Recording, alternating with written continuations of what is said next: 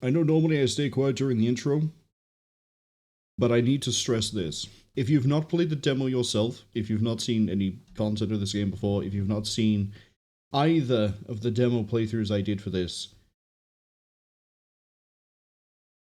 there is a reason this content warning is here. I'm going to leave it on screen for another 10 seconds, and then we're going to move on. But this is your big warning that this is going to hit a lot of macabre, dark subjects. Please look after yourselves mentally. Leave it up for a bit longer.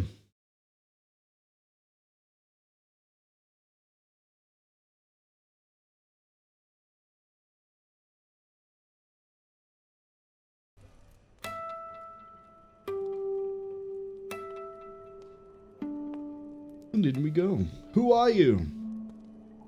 It has officially released. It was supposed to originally, I believe, release in December, but then they delayed the release to today. Today being, what is it, March 28th?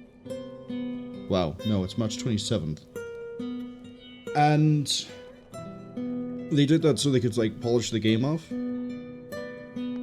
There are some things I need to talk about in terms of launching this and getting it working. First off, I completely understand the indie dev team is an indie dev team, and I think this is their first major release. I could be wrong. I believe they've only done, like, small indie games before this, like, short ones. I'm gonna be looking at this with that caveat and being like, benefit of the doubt for the most part. The only issue I have so far is that the stream was delayed by about an hour, because when I went into the settings, because it defaulted to going to 4K resolution, I don't know why.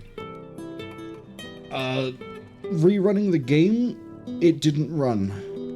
The solution I found eventually was to just completely uninstall the game, remove the local data from app data. If you don't know what that is, if you type on Windows into the search bar, % app data, one word, appdata, %, it will take you to a folder that contains all sorts of things you wouldn't normally care about.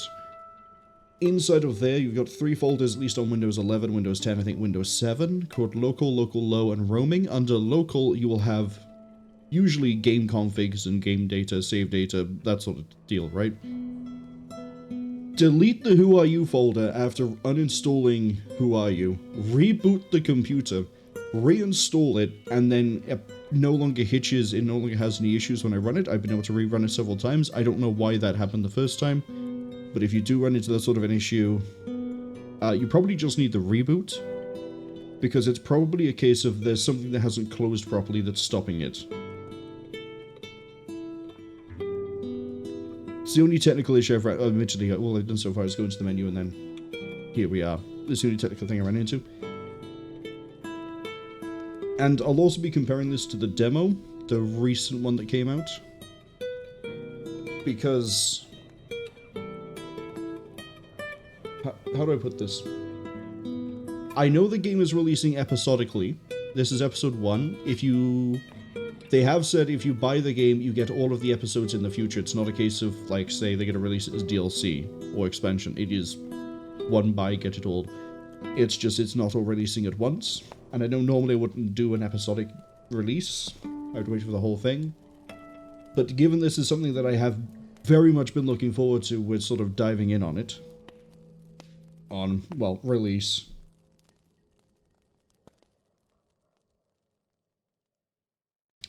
Hence why we are here.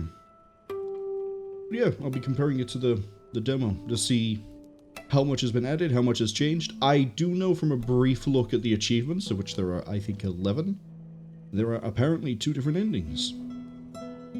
Don't know what those endings are, don't know what you have to do to get them. We will see, we will discover it when we get there. What a fun little journey we're going to go on. All of that out of the way. Who are you? Why does it say load game at the top? I haven't done any audio checks on this. I think I've got things balanced. But I may have to adjust things on the fly. I'm going to stay quiet while we get through the intro, and then I'm going to need to Alt-Tab, which is going to kill the in-game audio, to re-enable the sound alerts. So bear with me on that one when we get in.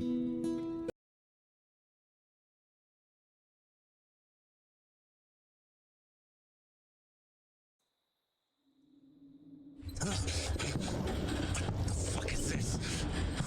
the fuck are you? Where are you taking me?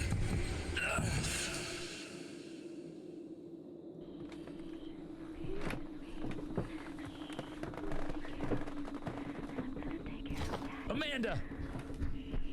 No, something's wrong. Help! Jesus Christ! Let go of our daughter! I can't. I didn't mean to. You're bleeding! What the hell did you do? Please, make her stop. It hurts. Amanda, let her go! You're scaring our daughter. Amanda, you've lost your mind. There. Out there. In the trees. Watching. The lights. They're waiting. Honey, I don't know what that means. Who are they?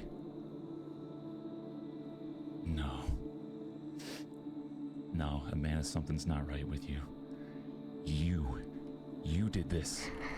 Daddy, will Mommy be okay? Go back to bed, Mattie. Don't look at her. You can't let her out of your sight, Ray. For once in her marriage, listen to me. They want her. Every night they come closer and closer and closer. Pumpkin, stay here with Mommy. Please. I'm trying to understand you. But this is crazy. Every damn time. I can't fix you. They said 5 nights. Then I'm gone.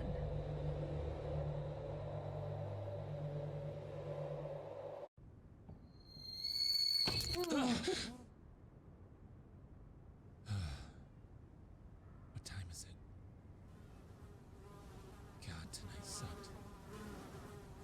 How much worse can things get?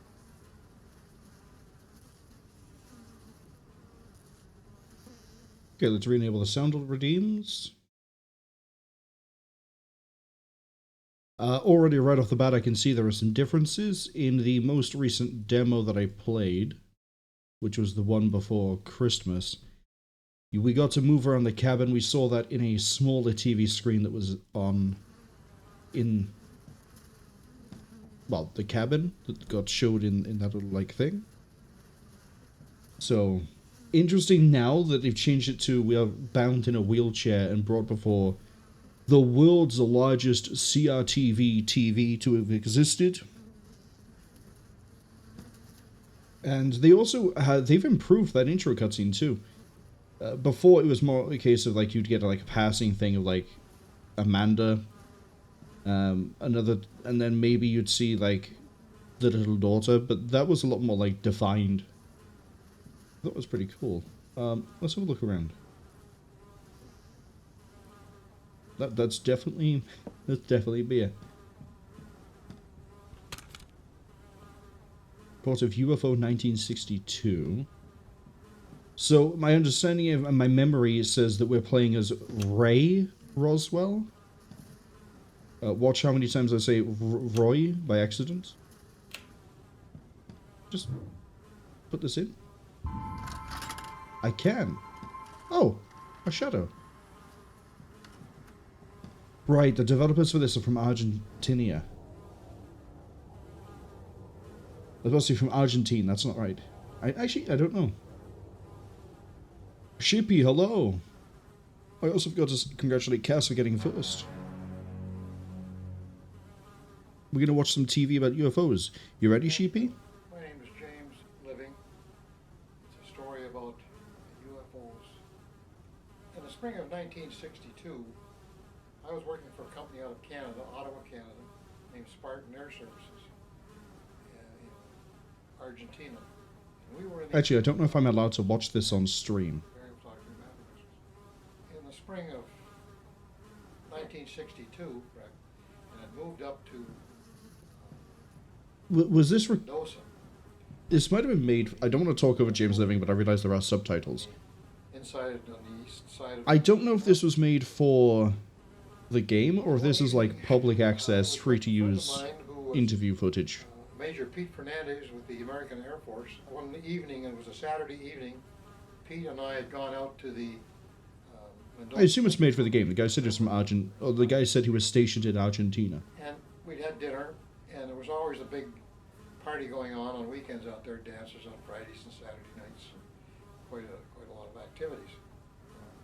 We heard a bunch of screaming in the patio. There was an awful lot of people, 200 or 300 people out on the patio milling around. There was a bar out there, and a lot of them were out there dancing and drinking out on that part of the complex. And so everybody wonders what are they all screaming at? So everybody inside goes walking out to the patio, and as we stand there and look, and both Pete and I were standing looking, and it was very, very hard to tell how far away the object was. And what it looked like was, it was orange in color, very, very, very, very bright. Almost the shape of something, if you were to be looking at a Goodyear blimp sideways, that was kind of the shape it seemed to have. There was absolutely no sound, and it was off to the west of the country club. But as I say, it was very, very hard to determine, is it far away, is it close in, how high is it? I mean, it wasn't that high, really. As a result of that, there was a lot of military people there, and somebody had run into side and scrambled some of the Argentine Air Force. Yeah, I have a funny feeling this is actually made for the game. I don't think this is like a not that far away from the airport or the public free-to-use thing. So I think we'll find to watch it. As we heard the jets taking off, this object to go away, just to take off and zoom to the north. Pete and I stood there, and as I say, we kind of looked at each other and scratched our head and said, "What do you think?" I said, "I have no idea." And he says, "Well, neither do I." So of course there was an awful lot of chatter, and everybody's just talking.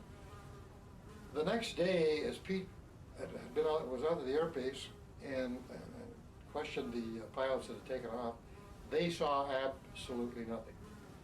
But while he was out there, he also got a report that had been sightings all the way up and down the west coast of South America and North America within a 2-hour time frame from Alaska on down to, as I say, we were in Mendoza, but it was down, it had been seen in Chile also, within a 2-hour time frame. There was no explanation. Nobody knew what it was or anything of that nature, so everybody just assumed, well, it's got to be flying saucers or some kind, or extraterrestrial.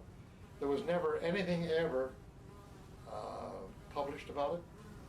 We saw no more about it, we heard no more about it, and every once in a while people would say, "Hey, you seen any flying saucers lately?" Unfortunately, Pete Fernandez, who retired out of the Air Force and lived in Florida, was killed flying an aircraft in the Bahamas, many years later. So unfortunately he's not around, but that was my one and only experience with viewing something in the air that I could not explain what it was. And both Pete Fernandez and myself had many, many hours flying time and been around aircraft all our life. I think it's really interesting they managed to get an interview for this. Even if they didn't, the interview itself is really interesting. Because normally, for some people who recount UFO or alien activity or encounters, it's usually, Dave who runs the gas station or Susan who works at the local coffee place. Is that another tape? We won't watch it straight away. I want to have a bit of a look around before we watch another tape. But it's not that common to have someone who's had aircraft experience to try to recount. Just get some of the lights on. We're going to skyrocket the electric bill. To recount experiences because they would have actual experience in what aircraft can and can't do, what they shouldn't look like. So it comes from a better place of experience for them to describe. In this case, as he was saying, was like the shape of a Goodyear blimp on the side, and it was an orange light, but it was kind of hard to tell how far away it was, how high it was, all the things that normally an aircraft pilot would be able to quite easily pick out. I like it. It's a pretty good drawing. Even if he doesn't have great memories of that. Shibi asks if I already know I'm playing as Ray, then have I completed the game? No, it's on the Steam page. Cast meanwhile is celebrating Argentina. Yeah, I'm pretty sure the devs are from Argentina. That's a lot of pills on the right side. Again, I think there were a lot of medications in the demos. There's a tape by there, which we're probably going to need. I don't know if I'd put the orange juice in the freezer, but maybe you want it really chilled. Actually, if you put the orange juice in the freezer, you're basically making one of those, like, juice pop things, aren't you? Oh.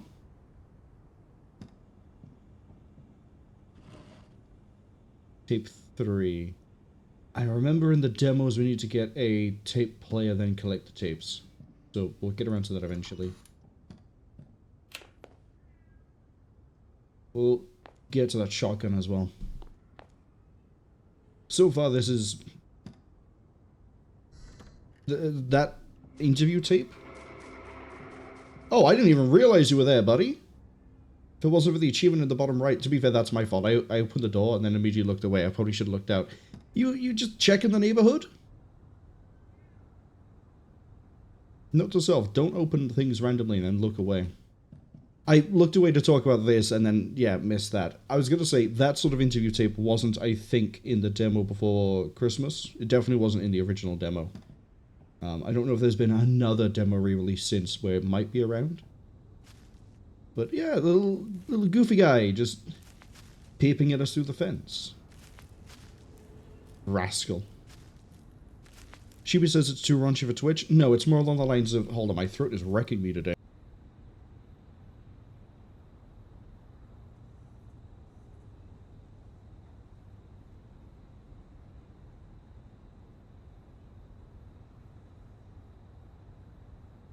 There we go. It's more along the lines of, if that interview isn't allowed to be shown on, for copyright and legal reasons, isn't allowed to be shown on things like Twitch or YouTube because it's a proprietary thing, or it's not open in the, what is it, public access, public use domain? Public domain, there we go. If it's not in public domain, or it's not made specifically for the game itself, I can't sit here and watch those tapes because I will get hit with legal problems. That's why. But judging by how it was a recount of someone who was stationed in Argentina, that's probably a case of it was made for the game, or is most likely safe. I'll find out if the videos get hit with anything. But I'm yeah, banking on the idea that was an interview done by the developers or sourced by the developers in one way or another.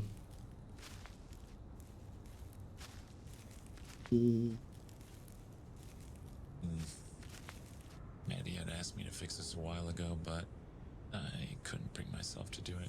I'm gonna bump up the voice volume a little bit. I didn't think it would be that quiet. There we go. It's a bit weird switching between using keyboard to switch these. I mean, nope, I can't even click the slides here. But then using the mouse in the menu itself. A little bit of a strange control disconnect there. Oh, this is just walk into the... It was a really nice rug. Speaking of really nice, I remember that there was a huge graphical improvement between, I'm going to call it original demo and Christmas demo, just to make it easier for me to sort of explain this on the fly.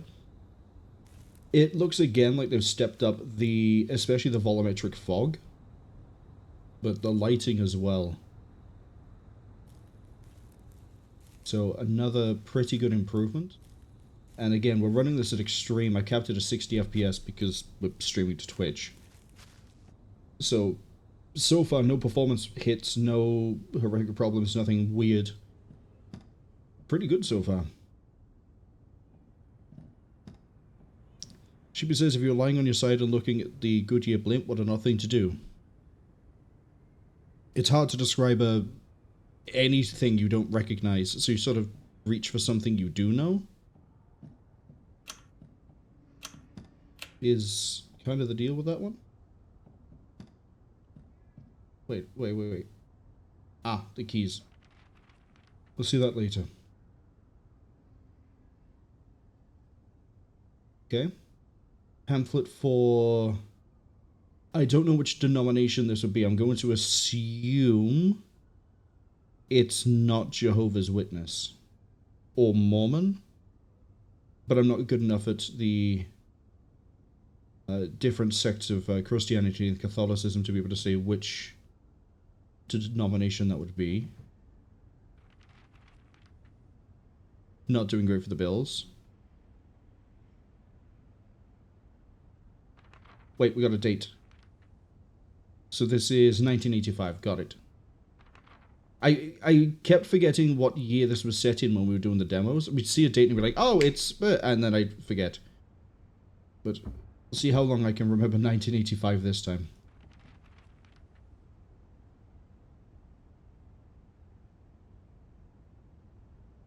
Ray's got an alcohol problem. He's literally spending all the rent on it.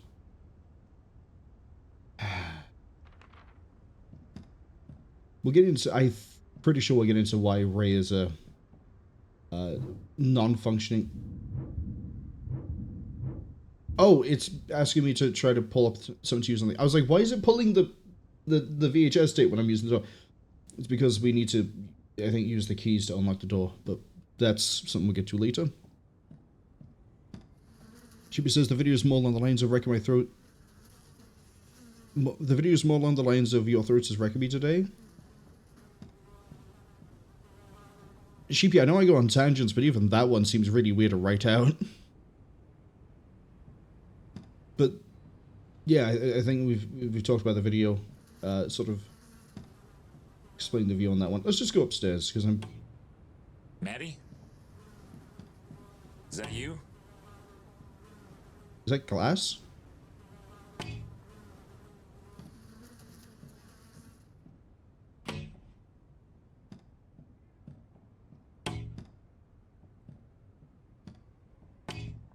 That's new.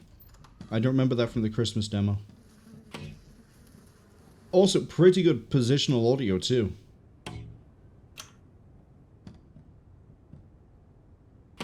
Yeah, that's coming from her room. Mattie? Oh, her bedroom's changed. In the original demo, it was more of like it was basically the width of what you can see here.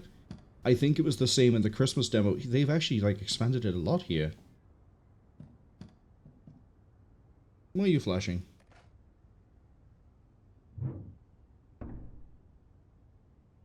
Oh, because it glows in the dark. It's kind of cool. But Mattie, if I remember right, is training to be I believe a full-fledged doctor or just a nurse. It's one of the two. We get to find the tapes.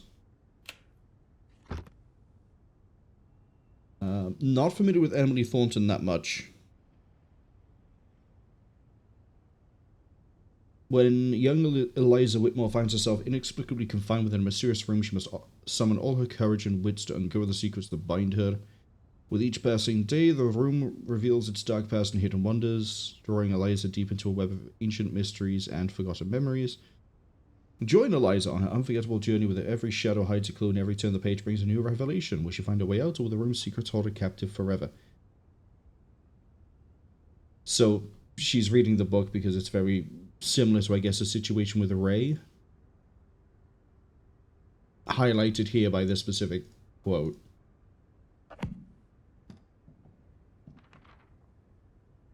Interview notes, you say? Documents, cool. Who's Lucio?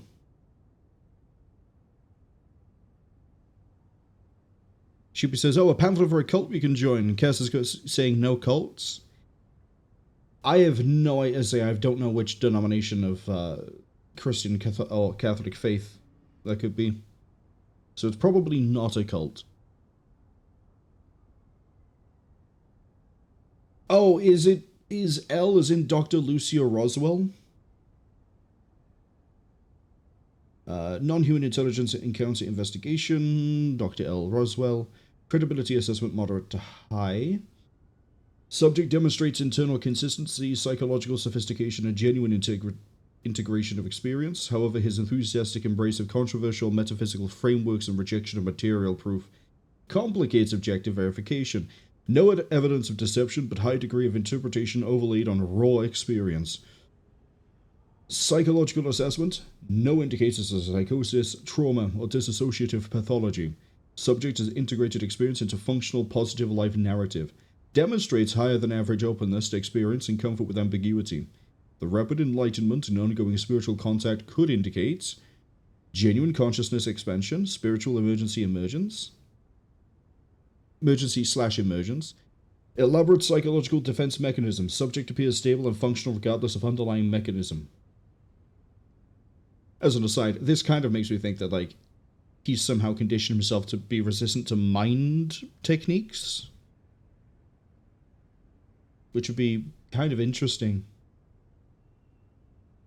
I'm right, it is Lucio as in Lucio Roswell. Family history. Documented maternal abduction in childhood with subsequent development of precognitive abilities. Okay, so they might have gained... it's really derisive to say, but psychic powers sort of covers the whole breadth of what it could be. This presents a potential multi-generational contact program with genetic lineage tracking. Subjects' voluntary participation may represent upgraded second-generation protocol. Classification, voluntary contactee hybrid program recruitment. Dr. Lucio Roswell, PhD. Principal investigator, non-human intelligence research division.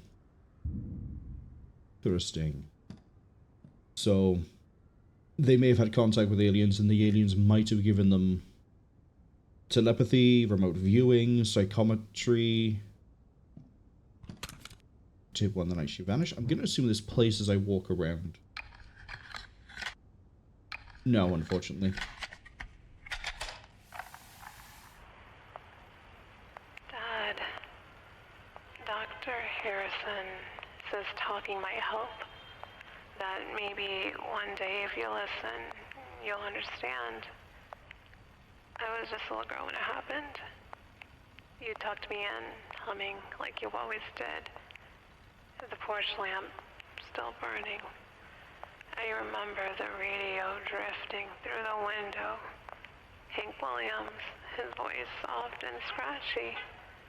And then morning came and she was gone. You searched until your voice broke. I remember that. But what I remember more was what came after.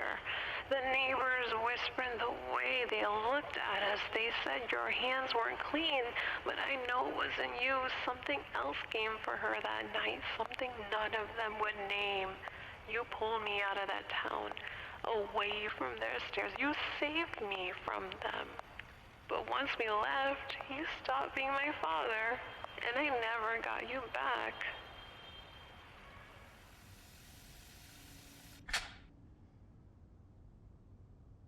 I think that tape is pretty much the same as it was before. Mattie, let me go through your drawers. Need to see if you're holding any,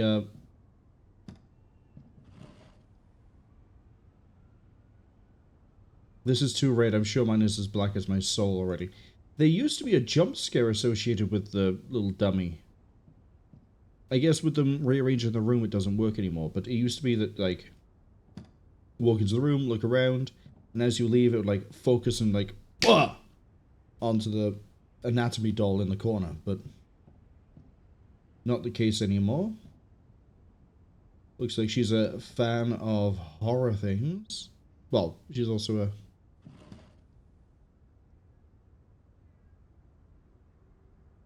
That's... Yeah, that's a football player.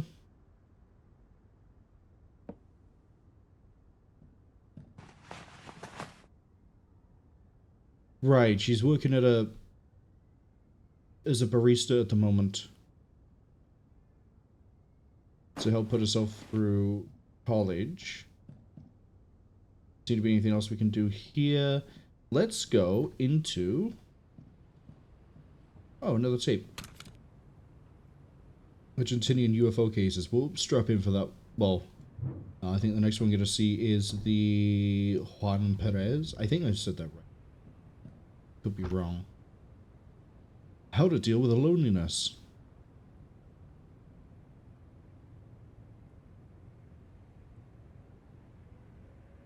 Yeah, so Ray is definitely dealing with depression. I mean, there's many signs like the one I haven't addressed in the bathroom as to Ray is dealing with depression. We'll get to it eventually. But alcoholism,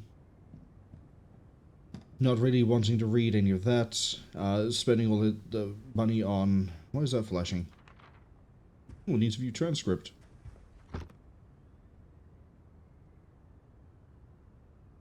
The seminal work blends scientific rigor with engaging storytelling. Oh, it's just a summary of the...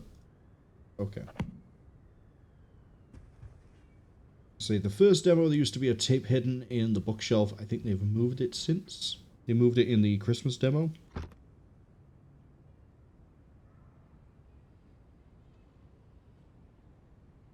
Fortunately, I don't speak French very well. But I'm pretty sure that says the moon.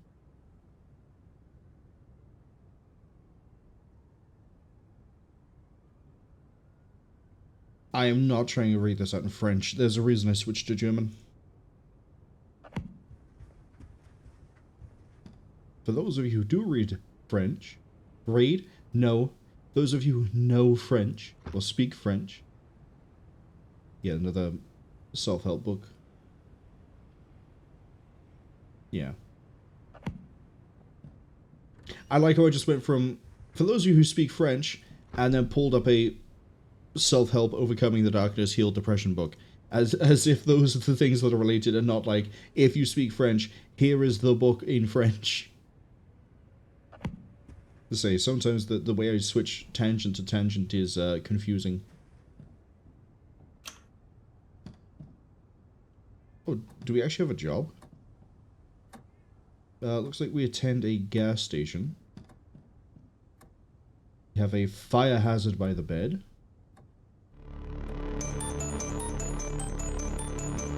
If the Scissor Man pops out of the wardrobe right now, I'm going to be amazed.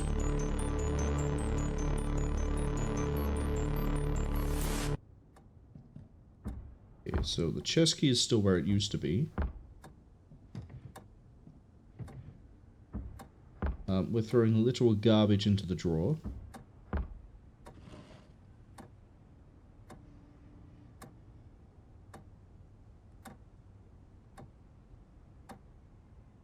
Little wedding photo. This one? Vacations at the cave.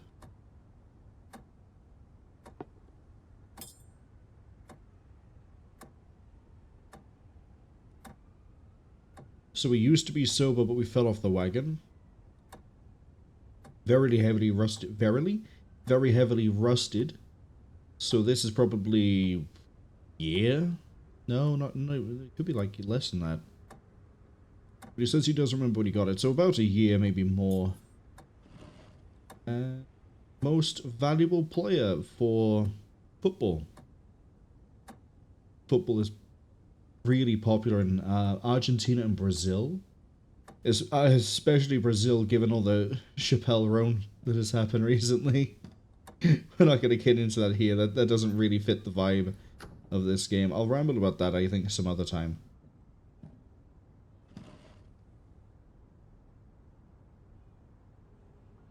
Oh. classic guitar. I was about to say maybe it's a family heirloom, but I don't think this is.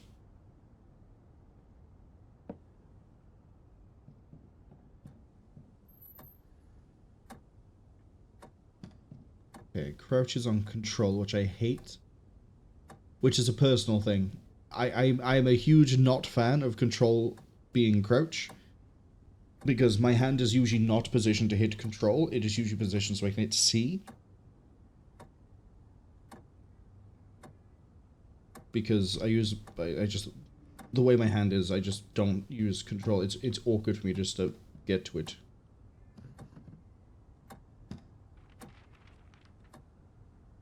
Play Ray. How has it I've gone 2 days in a row where something involving Playboy or Playgirl has appeared? This is the first time for stream, but there's been something recently where Playgirl came back with a vengeance.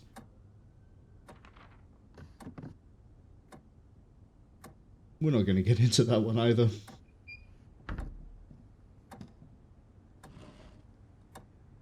The 3:33 a.m. I did clock that there is an achievement for playing this game at 3:33 a.m. Which I think is kind of cool that there is an achievement like that, but I also get that a lot of people might not get that achievement because 3:33... I guess you could set your system clock and just trick the game that way. It is definitely not 3:33 a.m. right now for me.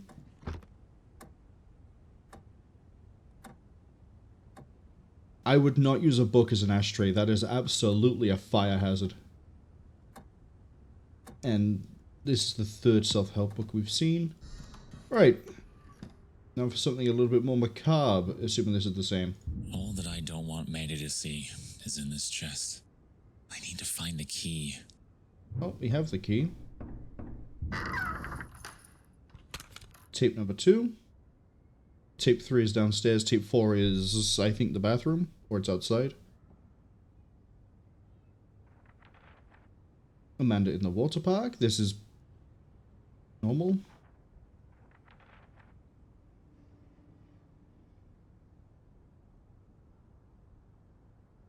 Ray's father.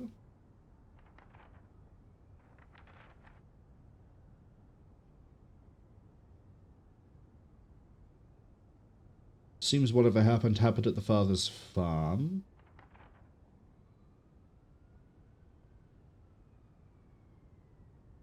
Doesn't seem to like wearing the college cap. It's a little bit dark to see into here. And closing that doesn't help at all.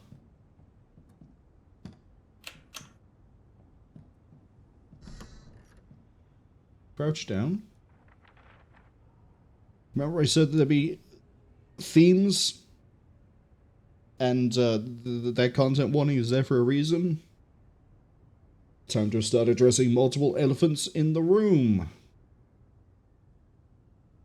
gonna flash this up on screen, but I'm not going to read it out. Just in case, you know, someone doesn't want to know about this.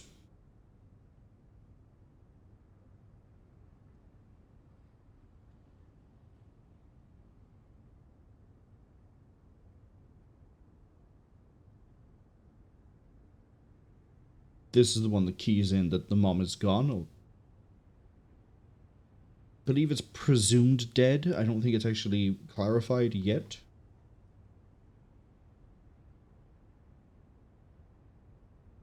Okay, the note is gone. And we still have Amanda's dress.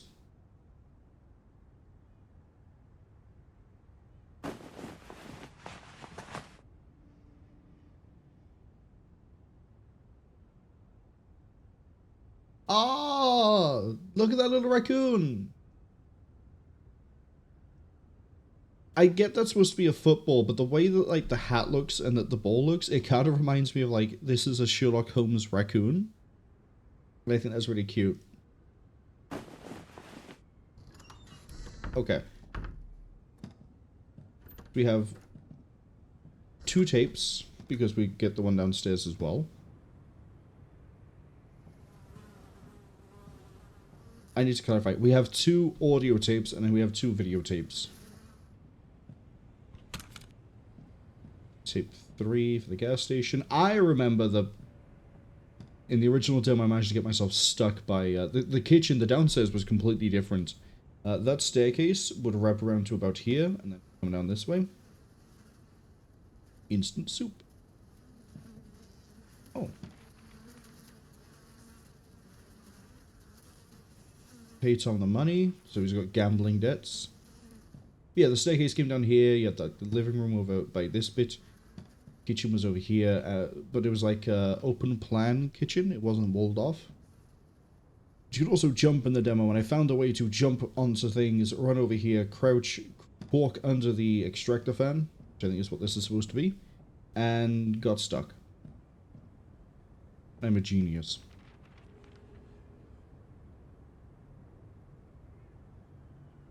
There's a leak on the first floor. Pay the rent. Cabinet. 1985. Okay. Are we ready to watch another tape before we hit something else that's an elephant in the room?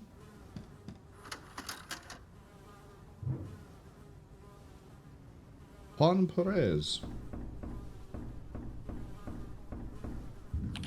Argentina 1978. Venado Tuerto, provincia de Santa Fe. Caso Juan Pérez. El caso Juan Pérez fue uno de los casos enigmáticos de la década del 70 en la República Argentina. Y seguido años después por el doctor Néstor Berlanda, que fue siguiendo paso a paso el desarrollo y los comentarios que él hacía con respecto a lo que le había sucedido. El grande tenía tipo una máscara, ¿viste? Tenía un rato más fino, no veía como que lo único que veía era el color de la piel. Un rato más fino. Su relato es magnífico porque en ese mismo momento fue hasta estudiado e investigado por el astrofísico Jacques Vallée. Muy difícil contar esto. Se te viene el miedo. ¿A qué subí? ¿Qué me llamó la atención? Las luces. Pero siempre digo, ¿no? Si me querían llevar, voy. Mañana, pasado, me llevan. Pero ese miedo no te lo sacás.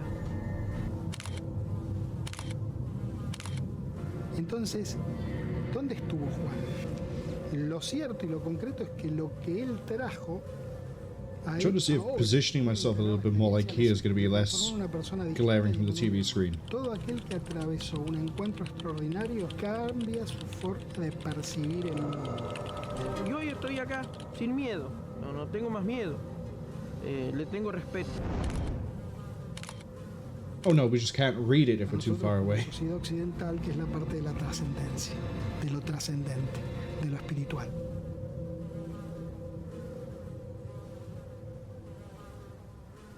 Interesting. Might as well watch the other tip while we're here.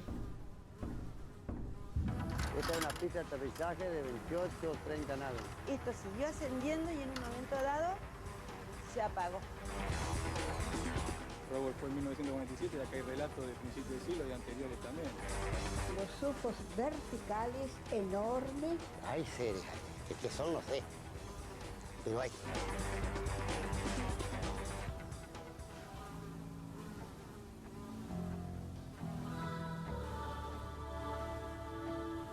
Benito Pasadore posee un campo con ganado. See, now I'm worried. This might actually be an Argentinian TV show that we're seeing here. Fue a controlar a los animales y el molino. Al llegar, observa con asombro que en el estanque faltaban unos 40.000 litros de agua, sin motivo aparente. Y por eso yo pensaba que era el bebedero que está ahí. Que se había vaciado por ahí, a veces se rompe el flotante, se no tapa, pero no había barro y no se fue por ahí el agua. Al revisar el molino, logra divisar con enorme sorpresa que en el campo aparecían dibujadas unas extrañas huellas circulares. Y le digo, cuando entramos así, se mató el caballo y vi un círculo. Fue el primero que vi. 3 metros de diámetro, así, más o menos 50 centímetros. enseguida encontré otro y otro y otro, lo dejé. Y después viene que creo que había 31.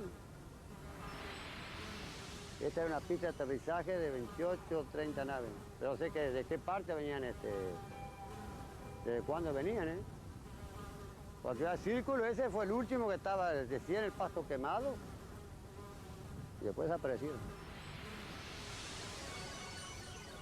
Luces, entonces andaba hablando acá, este campo, de esos años, sí, luces vi muchas. Luces que pasaban así, parece que te pierden, viste, andaba hablando, en muchos casos le decía. Que no eran estrellas ni nada de eso, aparecían así. Fenómeno es. ¿De quién las hizo los círculos? No sé. Algo existe. So he had experience with crop circle, which is a pretty common... Oh, we're not done. I think to sort of give myself a voice, if that is an actual, like, Argentinian TV show, we're just gonna not see that second part, but the crop circles are pretty interesting. I'll see what the other parts of that is in my own time, because I actually am curious. We're about to start talking about another experience. So, before we listen to the audio tapes, let's have a look at the bathroom.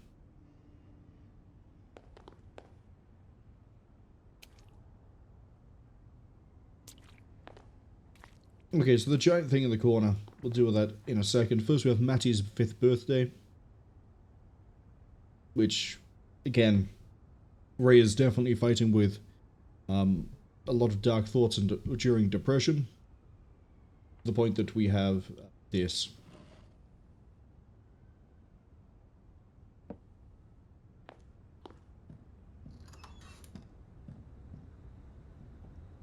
Oh, they made it so the tape flashes. I think the flash effect should be slower, because that looks a little bit weird. It's definitely eye-catching because it's a very quick strobe effect, but I think it either should be a little bit slower, or it should be... No, slower is definitely it. Nothing else to it. We're going to listen to the other tapes and then pick this one up. Cass says Marwol is indeed a genius. You don't have to be nice. We all know I'm an idiot. Sheepy says they've returned with coffee and toast. And a prolific spammer who has been emailing them for years is now blocked at a lower level. Let's see how long this one lasts. Is it just like one person is specifically finding ways to get around your blocks, or like... What's the deal? Tape recorder at Grandma's house. You dropped me off at Grandma's house every day and just left. I was 7, Dad. First, Mom disappeared, then you did too. Grandma tried to explain. She said you needed time to heal. But I didn't understand. I only knew the silence of an empty seat at the table. I tried to become Mom for you. I wore her old dresses, learned her recipes, read her books. I thought if I looked like her, sounded like her, maybe you'd come home. Sometimes Grandma cried when she saw me tilt my head the way Mom used to. She said I had her smile.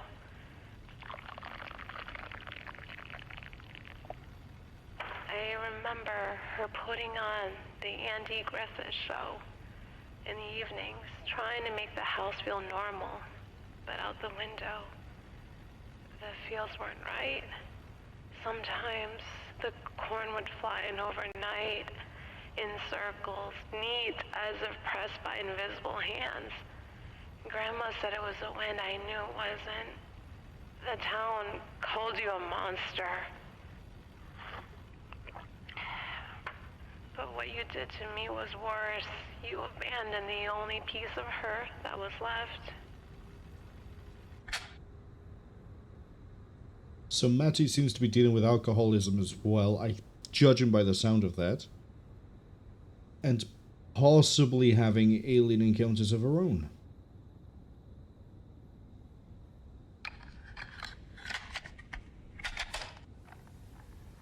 Sometimes you came back. Birthdays, Christmas, when the guilt was too heavy. You'd ruffle my hair, promise soon. But soon never came. You worked nights at the gas station, said you were getting back on your feet, but I found the truth. Bottles, cigarette burns, bills stacked like tombstones. Rent and groceries paid for my part-time job while you drank away your pay. I studied medicine, Dad. Not because of you. You never asked about my grades. I did it because Grandma told me who Mom wanted to be. A nurse, a healer. I thought if I followed her path, maybe you'll finally see me. But the nights never changed. I'd come home late from shifts at the coffee shop, jukebox still ringing in my ears. And sometimes the air was like something breathing inside the walls. Lights flickering, waking up outside, barefoot in the dirt, with no memory of walking there. I tried to tell you once about the buzzing, the missing hours. You just stared at me like you already knew. You weren't mourning Mom anymore. You were hiding from me, from them, from everything. Now she's experiencing time loss, which is a very common thing reported by people who believe they've been abducted by aliens. So, ads are about to arrive in about 5 seconds, so we aren't going to pick up the last tape. What we're instead going to do is I'm going to do a quick look around for any other documents we might have missed, then we're going to read them. As well as I'm going to also answer Sheepy, because I can see they're writing an essay. I don't think there's... Where have we not really looked? I kind of missed things over on the table. That must be Grandma.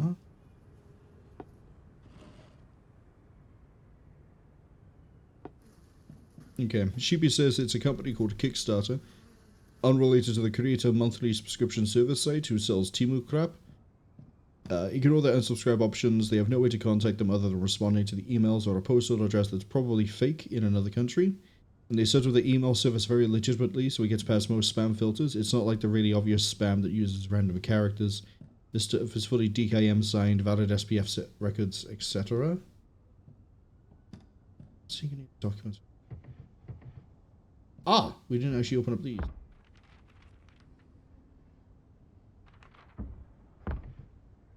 Ah. Oh, I could read this. Although it's a bit unfair, they just go by the ads, but we need to not do the tape. Sheepy also says they reached out to their current email service host begging them to take this client down as they're just spammers, block the entire service from mailing them again. That might be the only solution you have. Fortunately. Speaking of unfortunate things, the Roswell family tragedy.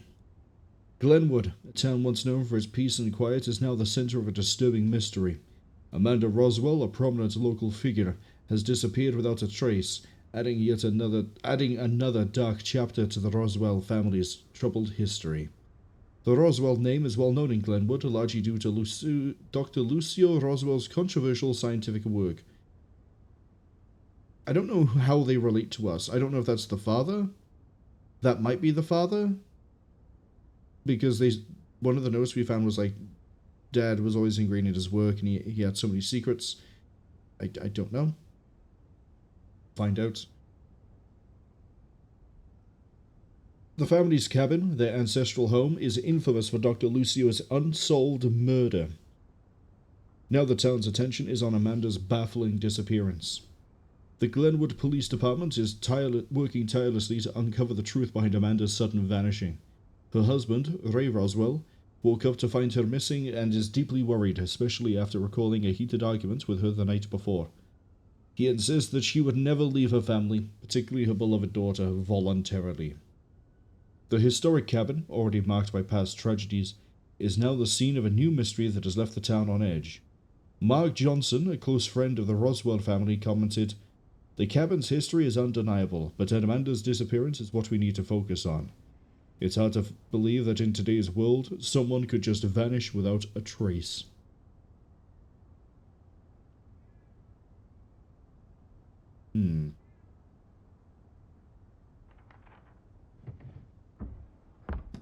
See, this is why I'm glad we're double checking. Speaking of things we need to read, there's another document. Interview transcript.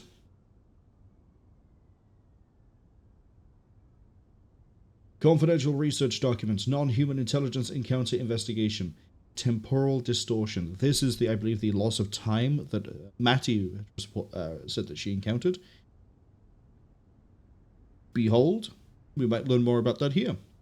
It won't. I don't think it will be Mattie. It will be someone else who's gone through it, but it'll help explain what it is. ME. Not sure what ME stands for. Me? Oh, it might just be me as in, like, Lucio. I'm not going to read the name out saying what.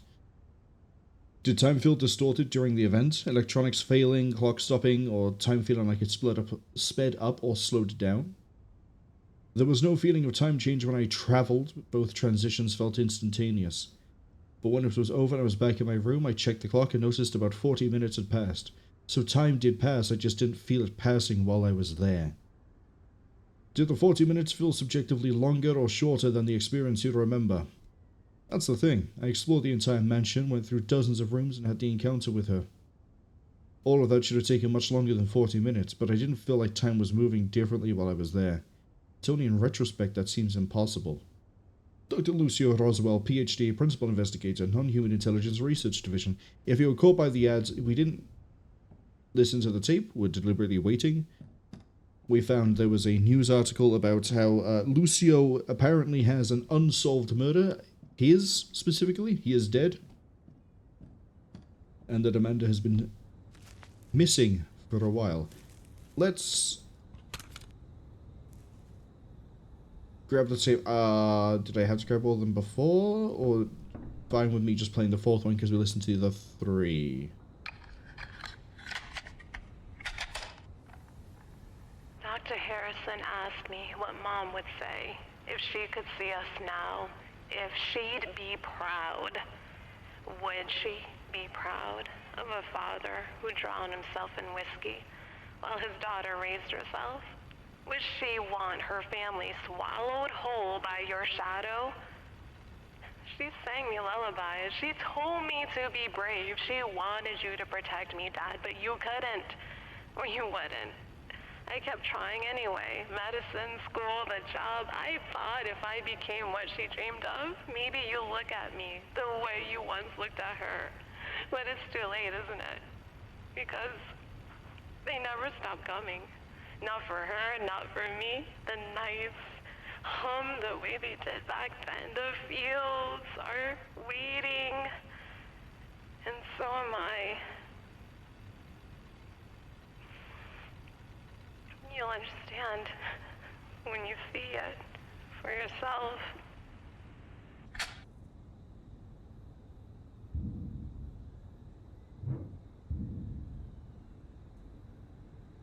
I'm hoping...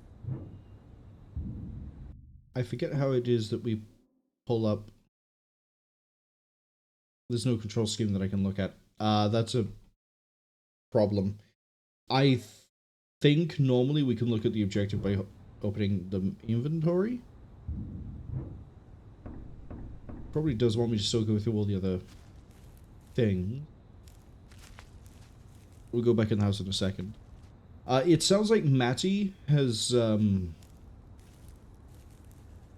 either because of neglect from Ray, or because of the aliens, or both, but has basically decided that the aliens are coming, there's nothing I can do to stop them.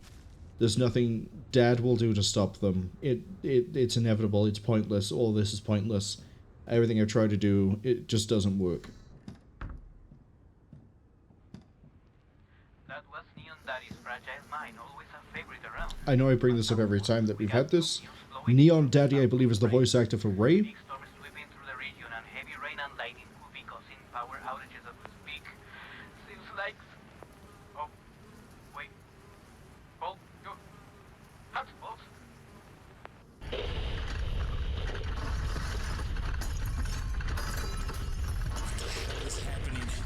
I don't think it's safe to stay inside the house if it's turning into a little fragmentation. Everything's bouncing. Let's get outside.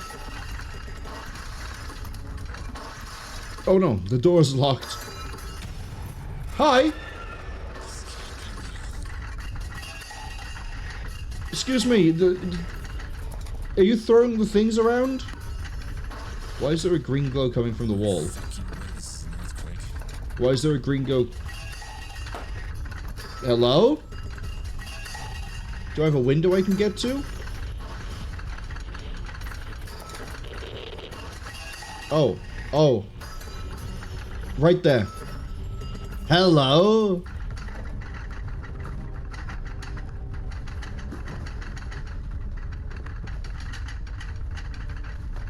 Man, I can't get good view out of any of the windows, can I? Nope. I guess I could have just pressed my face to this. There was a UFO. Who in the hell could be ringing the doorbell after we just did? Hi! You guys seem to be amazing at just appearing in where I'm going and disappearing instantly. Oh, the cupboard's opened.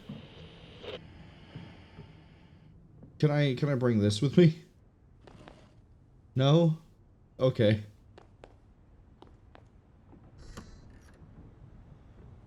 Oh, and apart from the lights on that house, it is definitely notably darker outside. Right, let's go see what the deal is with the front door. Oh.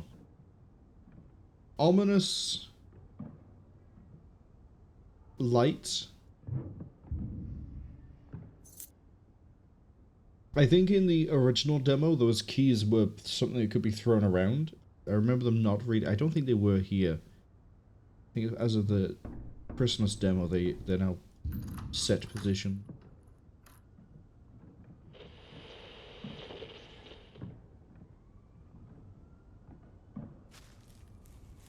Oh, because that's not ominous at all, is it? I don't know how many people just caught that as I try to track it. 3 dots and boof. So there's definitely...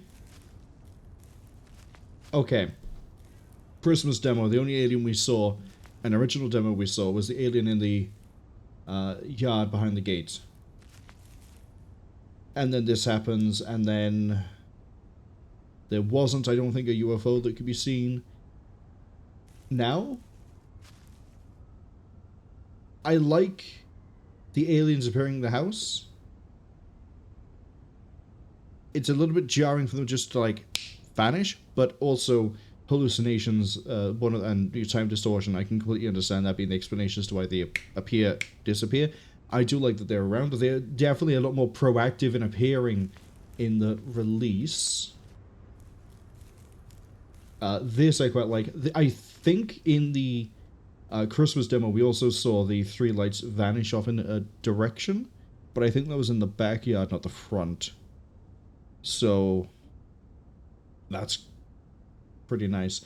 I'm gonna take the ominous box being lit by a UFO. What's this? This better not be the neighbor kids pulling a prank, I swear to God. Help me, Ray. The hell? This handwriting seems familiar. But why? It's pretty late. Still not sure if I should open it, though. A cassette? I'm still here. Jesus! It is her handwriting. But how? Why now?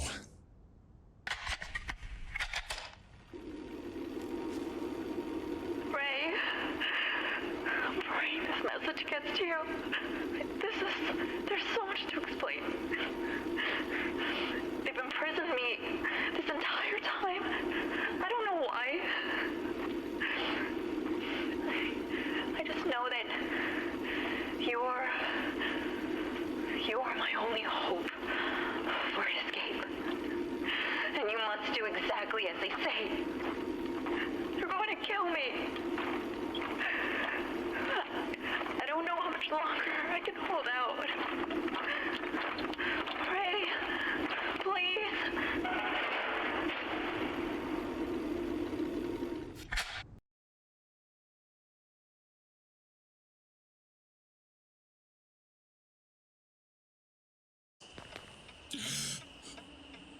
The hell just happened? I was just listening to her cassette and... Did I pass out? There's no way. This is our old cabin. Where Amanda went missing. One thing I want to quickly touch on there. I believe in the original demo and probably the Christmas demo, the chair at the desk doesn't move around, but it did here. And it wasn't repositioned for that cutscene. So it was a little bit weird that we had the animation of going to sit down, but we could also blatantly see the chair still on the floor. But that is, for the most part, still the same. I think they might have improved the background audio for that, for the steps leading up to the sound of an iron door opening. Unknown, hello, welcome in. Give you a quick shout out. And it says, yo, horror or just RL crap triggers? I don't know what you mean by RL crap triggers. You're gonna have to, like, explain that one. But this is definitely horror. This is based on, the, like, what happens after... Or, we've already had a UFO appear, mess with the house, aliens jumping into the house, well, I say jumping in, appearing in the house, disappearing at the house. Lots of really strange alien activity appearing. It's definitely horror. But I don't know what you mean by RL crap triggers. That's going to need some explanation for you to answer that one. Yep, the light is still in here. Oh, there's another tape. Is this the one we just listened to? My love, I know that none of this makes sense. No, it's new. I will explain everything. I promise. I left you clues to follow my trail. First, get into the cabin. We do not have a lot of time.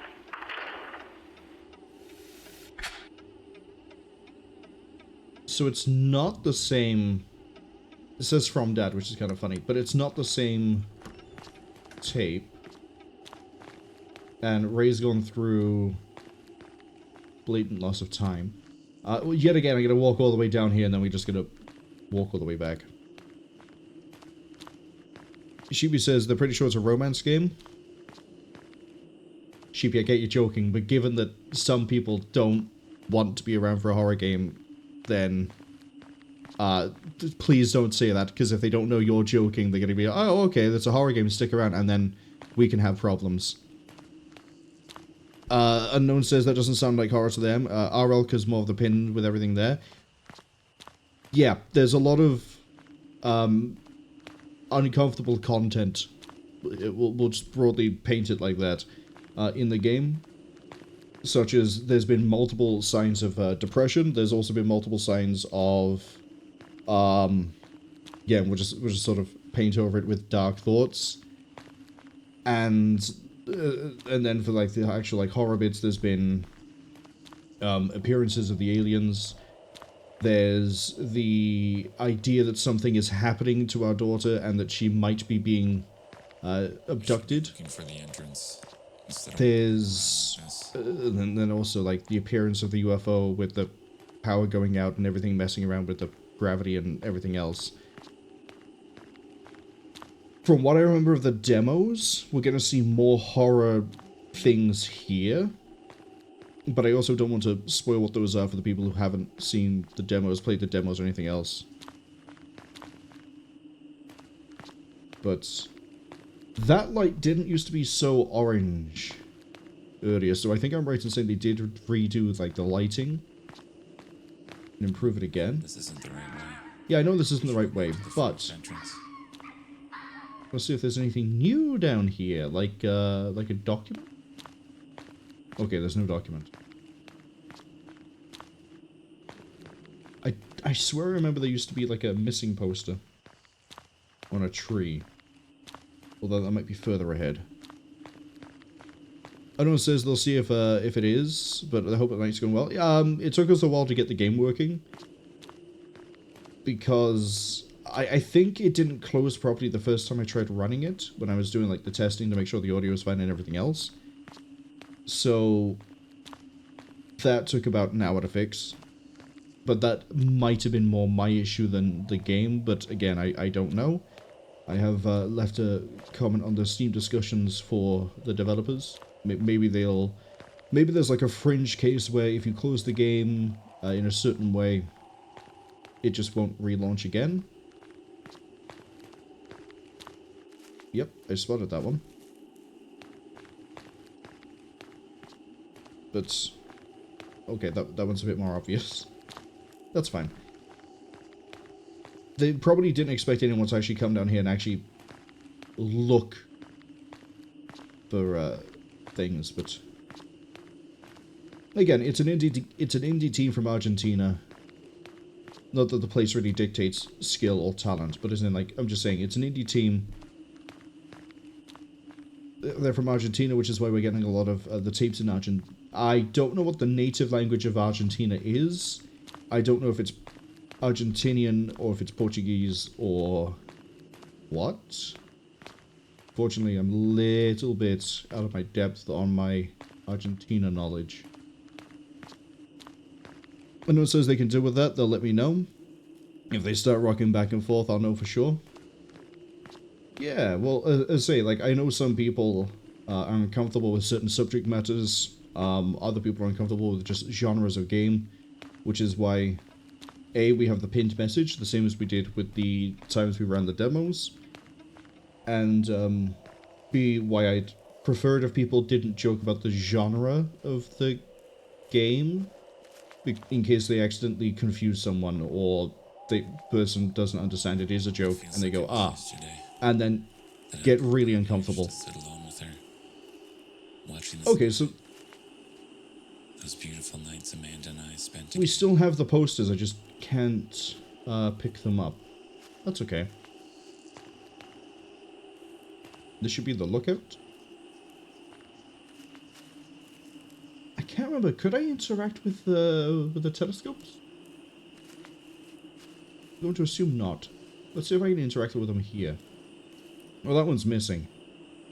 That one's rusted. What about you? Unfortunately not. Oh, that's not a moon. Oh, okay. I was about to look and go, wow, the moon is surprisingly small. That wasn't a moon, that was another UFO. So we are actively being watched this time. Yeah, the aliens are a lot more present this time around. Okay. Definite step up. Oh, I can walk up here. I probably shouldn't. I remember in the... Apparently, I'm going to caveat this with, they said, or I read the patch notes after the Christmas demo, they did fix the soft lock. I think they even left a comment on the YouTube video for it. There was a soft lock where we walked near the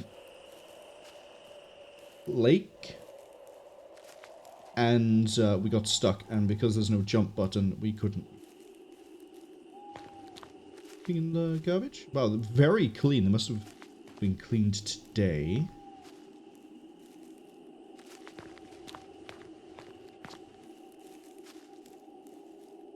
And then this is the... Supposedly there's mail.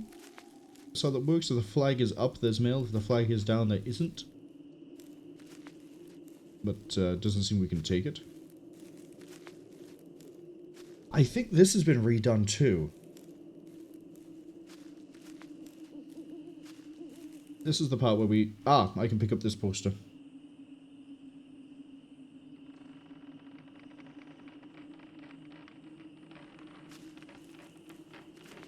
Now, original demo, this was a pretty small side area to look through. Christmas demo, there was a lot more room, but I didn't find anything. But according to the developers on the second demo video, there were things I missed. So we're going to look around now. They do seem to have added that weird green strobe effect to items I can interact with. But I think that's just like objective things rather than just general interactables. So we're going to see if I can find anything here. I remember in the original demo, we found a few interesting things that suggest there may not just be aliens. But we'll have a little bit of a look around. See what we can find.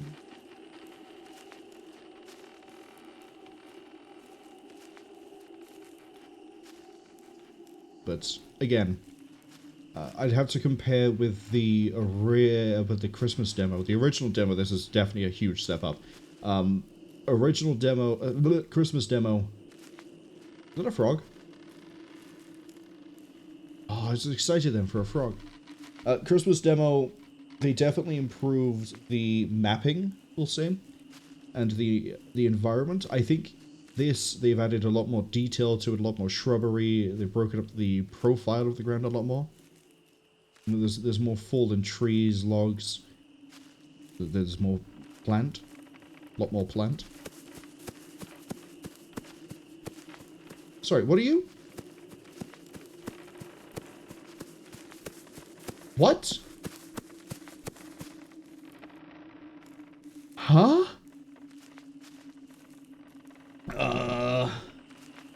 We didn't get a good look at that, but it looked to me like a really, really small alien. That's new, I'm pretty sure.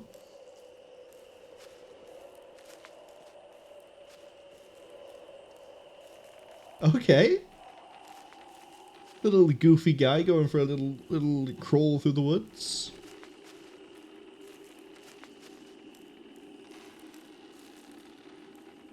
Say, the aliens are a lot more present here. The models for the aliens, by the way, are a lot better than original demo and I think Christmas demo, although admittedly Christmas demo we didn't really get a good look at them. Yeah, see, this area over here is a lot denser in terms of foliage.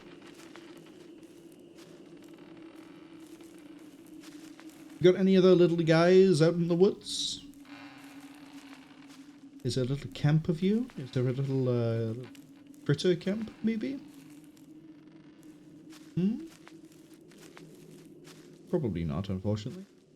Although if there is, it'd be kind of cool. So, yeah, we're definitely seeing a lot more aliens. The modeling for it is a lot better now compared to the original. The original was very... bland is a little bit too harsh for how it is. Standard, we'll go with. Very standard alien design. It was very blank. It was basically just your typical grey-looking alien. Tall. Grey is normally depicted like really small. Hello. Oh my god. This is Mattie's. The original demo, this isn't here. Christmas demo, this might be what the developers were alluding to with I missed things. We have another interview transcript. So Mattie has been abducted and or taken and or is just missing.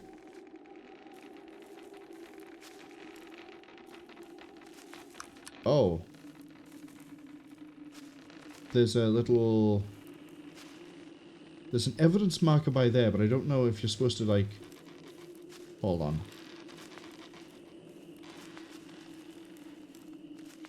Where is... Okay, there's the gate. Let's see. If I'm just walking along the pathway, is there anything to, like, lead me to that, or is it just a hidden little secret? Walking along, I got my flashlight out. There's little aliens scampering in the woods.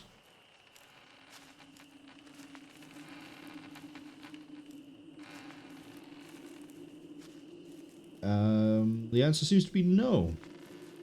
So it is just like a little hidden thing. What was it, here, or was it just slightly up ahead? Slightly up ahead. Marwol can't path back to where he was. Okay, it's by here, and then there, and then it's... Yeah, it's by there. Yeah, I can see the hat.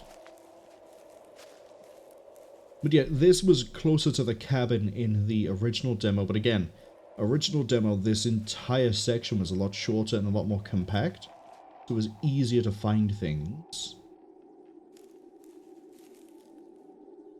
I realize I'm sort of spinning around wildly like I'm playing some sort of survival horror game, like I'm looking for a Slender Man of all things. So I appreciate this might be a bit disorientating for people watching. So far we're doing alright. Unknown, how are you doing so far? It's a Friday, so... I was gonna say it's a Friday. You don't do card games on a Friday, you do them on a Saturday, don't you? I think usually it's a Magic on a Saturday, so this isn't it.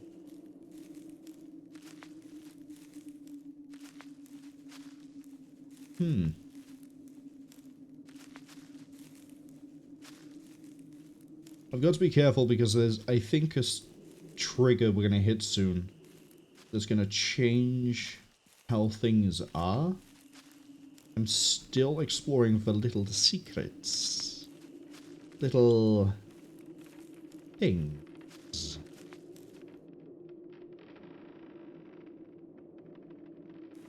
Unknown says they're doing well, thanks. That sometimes they put on a Friday, but not tonight. Tonight was the youngest ones grading for martial arts. Oh, did they make the grade? They do it? And also, which one are they training for? Because I did a little bit of Taekwondo as a kid. And a little bit of... Okay, I know where we are because we're back to here. A little bit of Judo. But I didn't get to stick with it much because both clubs unfortunately shut down after like a year. They weren't the same club. It was two separate things. It was like I did the Taekwondo and then that shut down. Heard about the Judo after that. Went to that. That also shut down. Apparently, if I just join a martial arts club, it puts a moratorium on it and it's done in like a year. Okay, so this is definitely out of the way. I'm glad we caught that then. Let's double check back over to here because I did just sort of beeline to chase the alien. Who I think disappeared by there. But I'm not seeing anything else over here.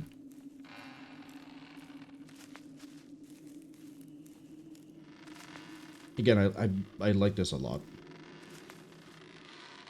The interviews with the people who have had a real life experience with aliens is pretty cool. The little reports they've added are pretty cool. I think we're about to hit the trigger that I'm thinking of.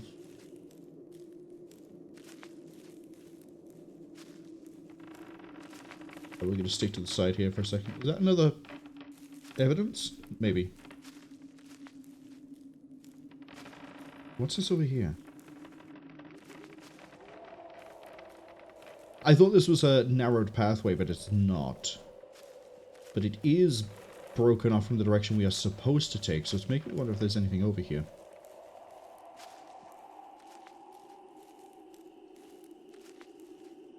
Although I say that, I think I managed to magically walk my way back to where we were. And I looked out over the road. Yep, I think I have. Seems to be else over here.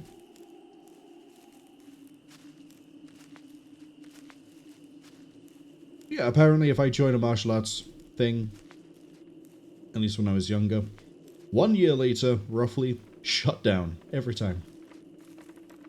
Don't you remember why they were shut down? I don't know if it was a case of there were just not enough people, if they couldn't get the space for it, as in hiring out somewhere to do it.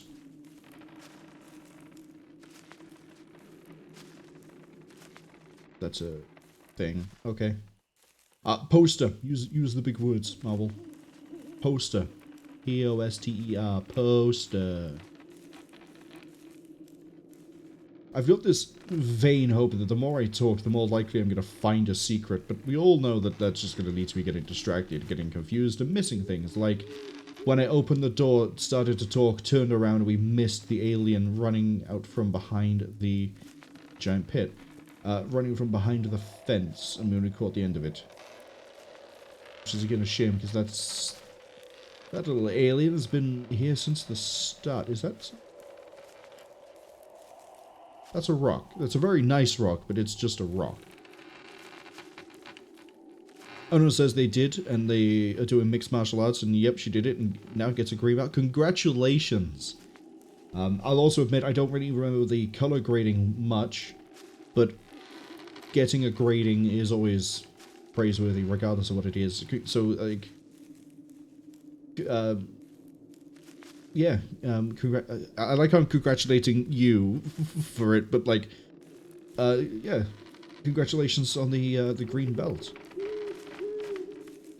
Which weirdly fits because your color scheme in Twitch is like, what is it, green and purple?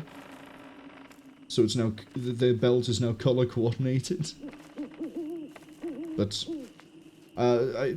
mixed martial arts isn't something I'm also not that familiar with. They've changed this. This is a lot more narrow.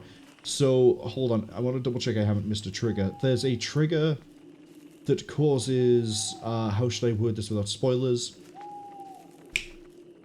I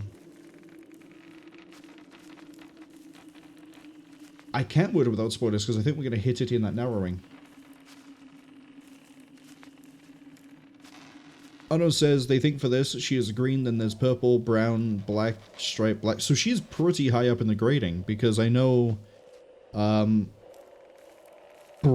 is, I think, consistently like up there near the end of it before you just get it striped. Ono says don't even know at this point she's got about 6-7 belts. Yeah, it sounds like she's done really well with mixed martial arts.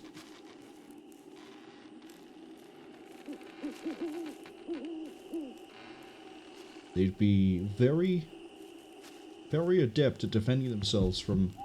This is the trigger. Okay, they've moved it.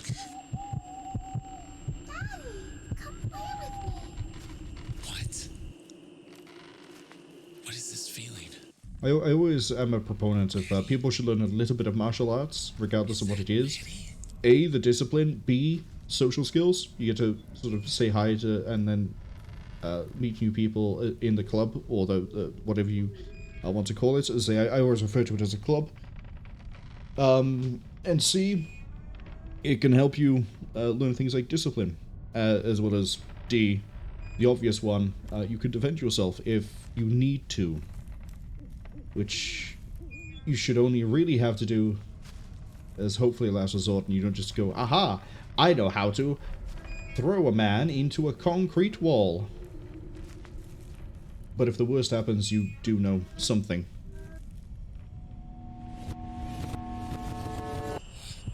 This trigger used to be about halfway up the pathway as opposed to halfway up the pathway. Sounds like a really weird Dr. Seuss rhyming thing. Yeah, it used to be halfway up the pathway, and then that was a lot shorter. So again, they have expanded this little area. We're not going to follow the pathway because it leads to spoilers to the cabin.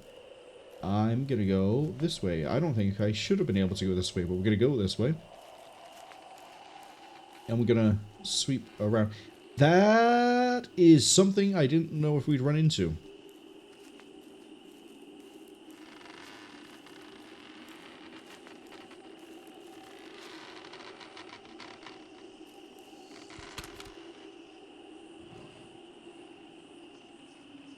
Close encounter of the fifth kind. Find Amanda's ritual. Rare achievement. So, I don't remember finding this, and I thought I was pretty thorough in the Christmas demo, but the original demo, there were signs that there was some sort of alien cult. Now, I don't know if we're still going to find those signs, but this is a good indicator that they might still be around. Let's go listen to that tape.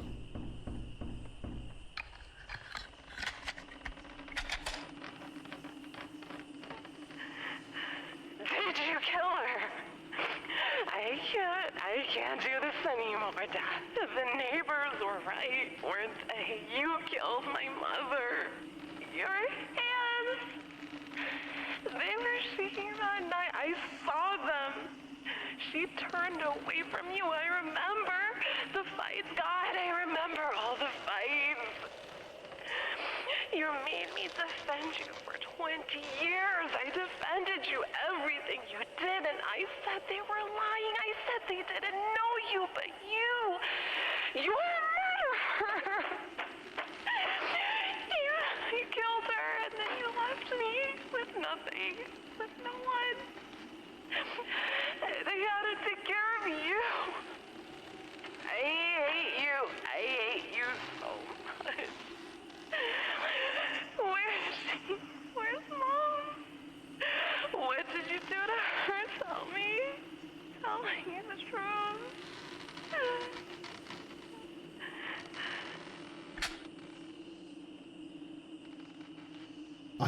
I'm not sure what that background noise was there. I don't know if that's her running through the forest or if that's something banging at her door. But it sounds like Mattie is convinced at this point that, yeah, we might have killed Amanda. I think we did. Let's go this way. I can't go this way. It's an invisible wall.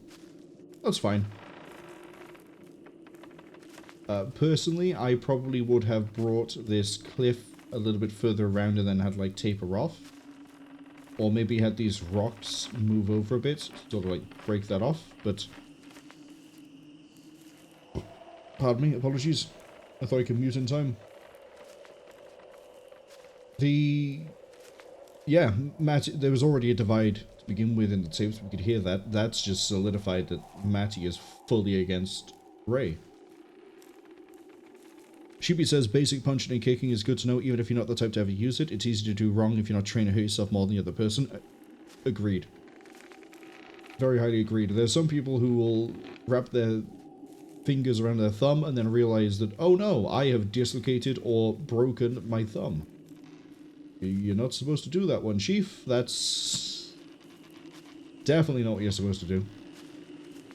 Sheepy also says the only fights they've ever been in their entire life, they never threw a single punch nor kick. It's also good to know how to defend yourself, which is what they did do in fights. And take a punch or kick without going ow, ow, ow, ow, ow. Yeah. As I say, being able to... Absolute last resort to have to defend yourself. But being able to, and be able to do it safely, and more crucially, to do it in a controlled way so you're not at risk of doing more damage than intended to the other person, is why I believe that people should go through some level of... Where there? Is that... Oh, that's a... That's actually thrown me. I don't know where I am now in relation to everything else. I think I came from that way. Yes, I can just about make out the outline of the vigil. But yeah, you don't want to inflict more damage than intended to the other person. Which could be debatably worse. Because then you end up in all sorts of legal trouble because the other person is now, assuming they're all horrific, but at best situation of they're crippled for life isn't hopefully something you want to do. Is this the cave?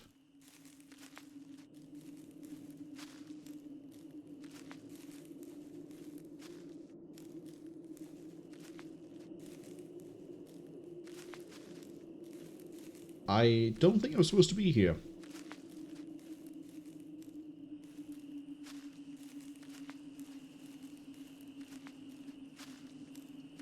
In fact, I'm willing to bet that if I keep on walking and follow the edge of that, I'm going to end up falling out of the map. So...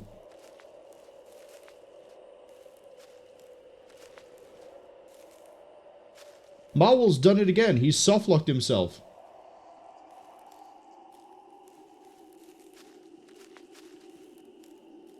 Hold on.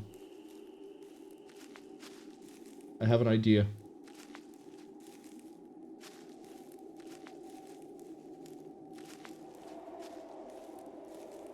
I like how the idea is I'm just going to walk further out of the map.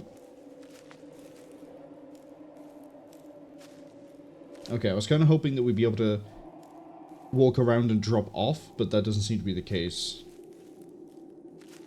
Can I walk this way and chase it around a little bit? I don't think the answer is yes. Unfortunately. In that case, I need to hope that we can... Yeah, see, the collision's by here, but where we came in, which is through a gap here, there's no collision. I gotta hope that we can find another way out of this.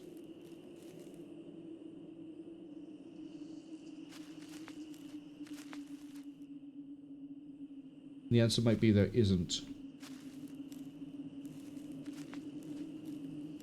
Okay. Main menu.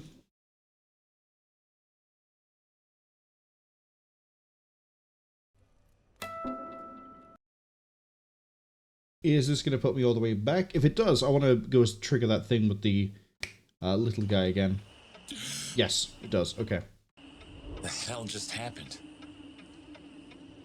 I was just listening to her cassette and... I like how I was mentioning, hey, look, I remember playing the Christmas demo. We managed to softlock ourselves because we walked too close to the cliff. Where Amanda went missing. I need to at least play this again, I think. Weird thing, tapes has disappeared off of the selection on the left side.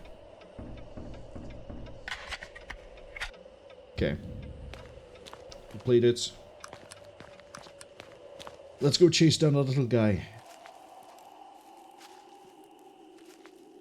It feels like it was yesterday. Nope, that's the wrong way. That I'd come down here just to sit alone with her. Watching the sky. Oh, actually, I want to go this way to see the spent together. UFO again.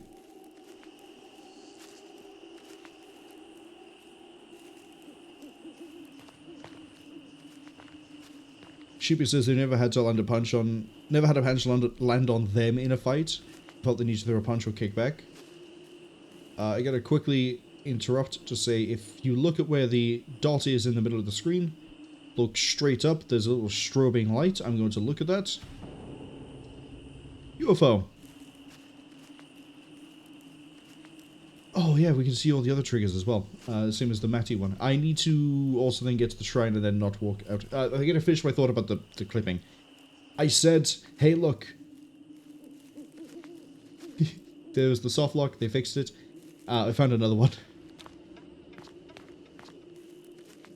Again, indie team working on what seems to be a pretty big, pretty in-depth project.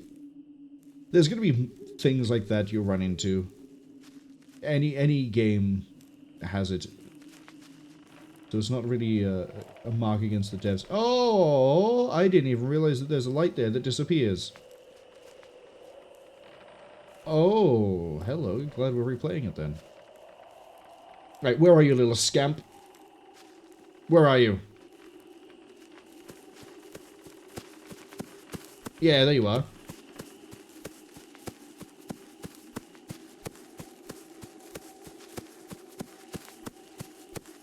Yes, by there and disappears. Little guy. Little skittering critter. Okay, we'll just blitz it to where I know... There it is. Oh my god. Oh, I didn't read this. This is Mattie's. We'll save it for the next ad break.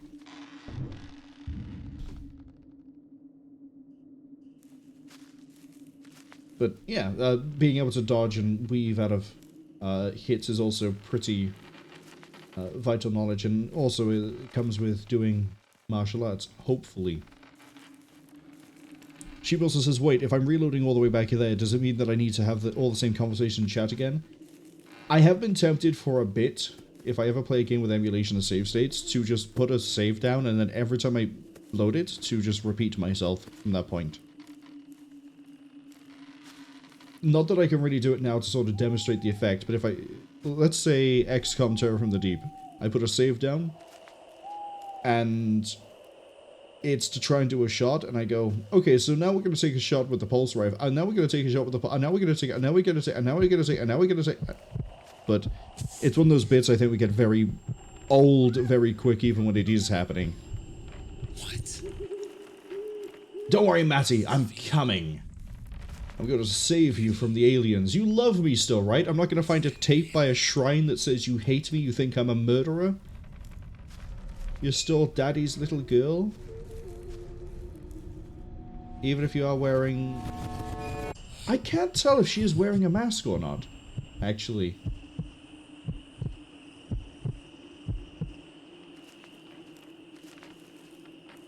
Okay. Get to the shrine.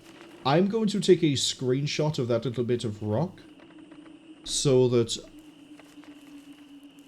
I think I can then link it in a Steam thread for the developers.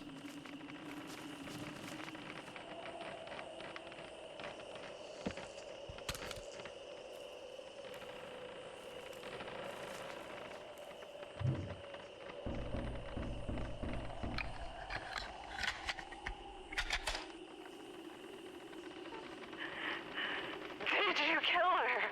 No. Right, now we need to find what I thought was a cave. I guess, in a really weird way, I was right. It was a cave. Just not the sort of cave I was expecting. Oh, this is it right here.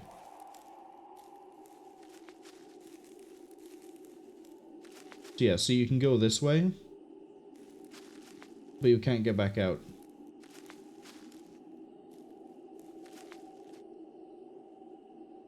Nope, that's my regular screenshot button.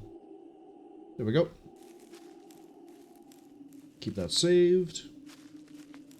Let's try not to do anything that will softlock me again, I say.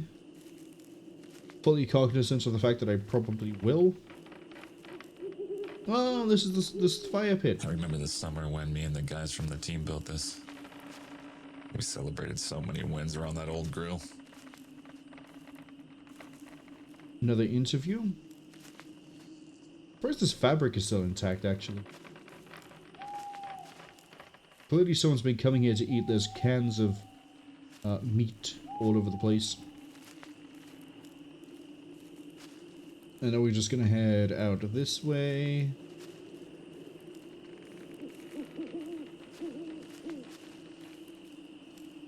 Keep your eyes peeled for secrets.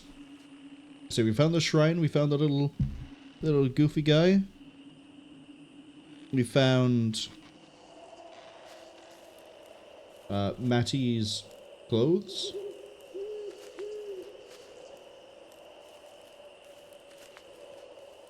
Is there anything over here? Am I safe to go over here?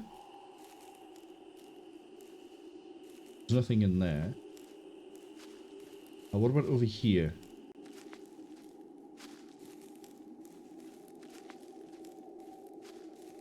I don't really want to keep going that way. That's probably going to get me stuck. I say as I hold W like a fool. Is that something? Or is that just... That's just weird shadowing. Okay. I was like, aha, did I find a cassette tape? No. No, I just found dirt. I'm surrounded by dirt. And some secrets. I kind of want to see another one of those little guys again. Just another one of those, like, little guys. Tapping like that on the wood.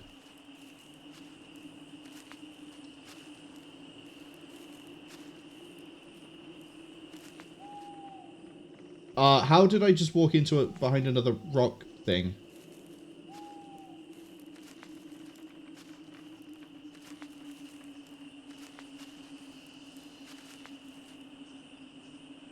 Ladies and gentlemen, I seem to have an uncanny ability to get myself stuck in this game.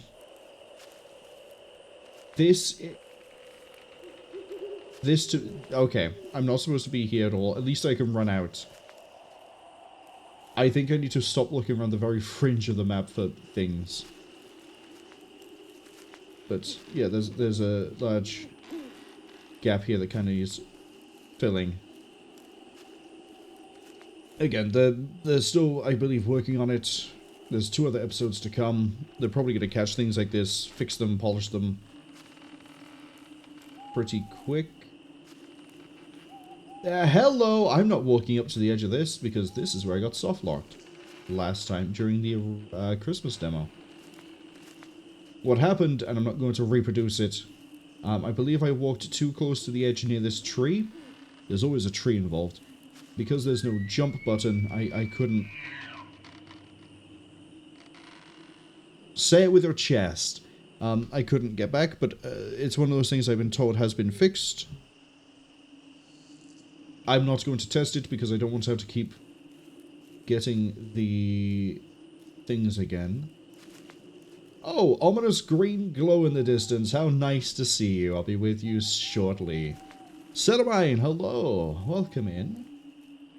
Give you a shout out in a second once I take cover behind this shed. There we go.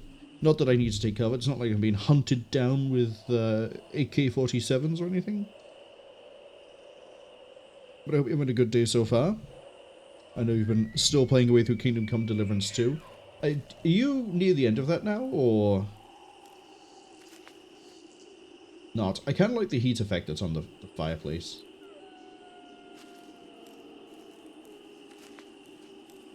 Oh, they've completely changed up the cabin by the looks of it. Okay, let's actually do a quick redirect and go around to the front of this, and then continue as normal. But welcome in. I realize this isn't quite the normal thing we'd be doing on a Friday, but as I've said many times during the demos, I'm very much looking forward to the continued development and release of this game. They released episode 1. My god, that green glow is just everywhere. Which makes it... Okay, we're back at the playground. And... Oh, actually, is there anything here at the playground? Because we sort of saw Mattie and then just ran on through to the other side. Oh, it's actually... Okay, so original demo, it is... the playground is a decent away from the house, considering how everything is compressed. Original, I don't remember quite how close it actually is. Here, it seems to be basically next to... I say the house, I mean the cabin. So let's walk up to the cabin and then we'll resume wandering around aimlessly and hoping not to get stuck. Which I'm gonna say is probably the giant glow that's coming from the house. But yeah, they've changed this up a lot. It's the whole thing is built different. You know, why is there just a glow coming from over there? Okay, he hasn't said anything about the house.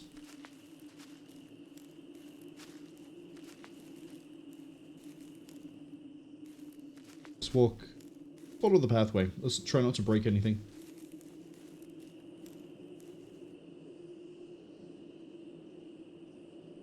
As I take a sip. Little sip. Commander was a wizard with her plants. Crazy that they still look like this after all these years. Cwningen says it's been okay. The work laptop's motherboard was fucked up, so they had to have an impromptu drive to the office and wait a couple hours for them to set it up. And yeah, to be honest, in the last stream there's a pivotal moment, which they think is surely leading to the end of the game. Leading to late game. They reckon about 70% of the streams have been like completely optional side content, which they understand. They underestimated just how much there would be. That's how those games get you. You open up a free roam RPG like that, and you're like, there's so many things to do, and then you just get sidetracked with so much side content. It basically becomes your main content, and they're like, wasn't it like something I was supposed to do? Oh yeah. I was supposed to go find Martin Septim, if we're using Oblivion as an example. What I really like doing is doing the Shivering Isles DLC, expansion even, then going to see Martin, and then being like, hey, do you know anything about the Daedra? And I go, my brother, I have become a Daedra.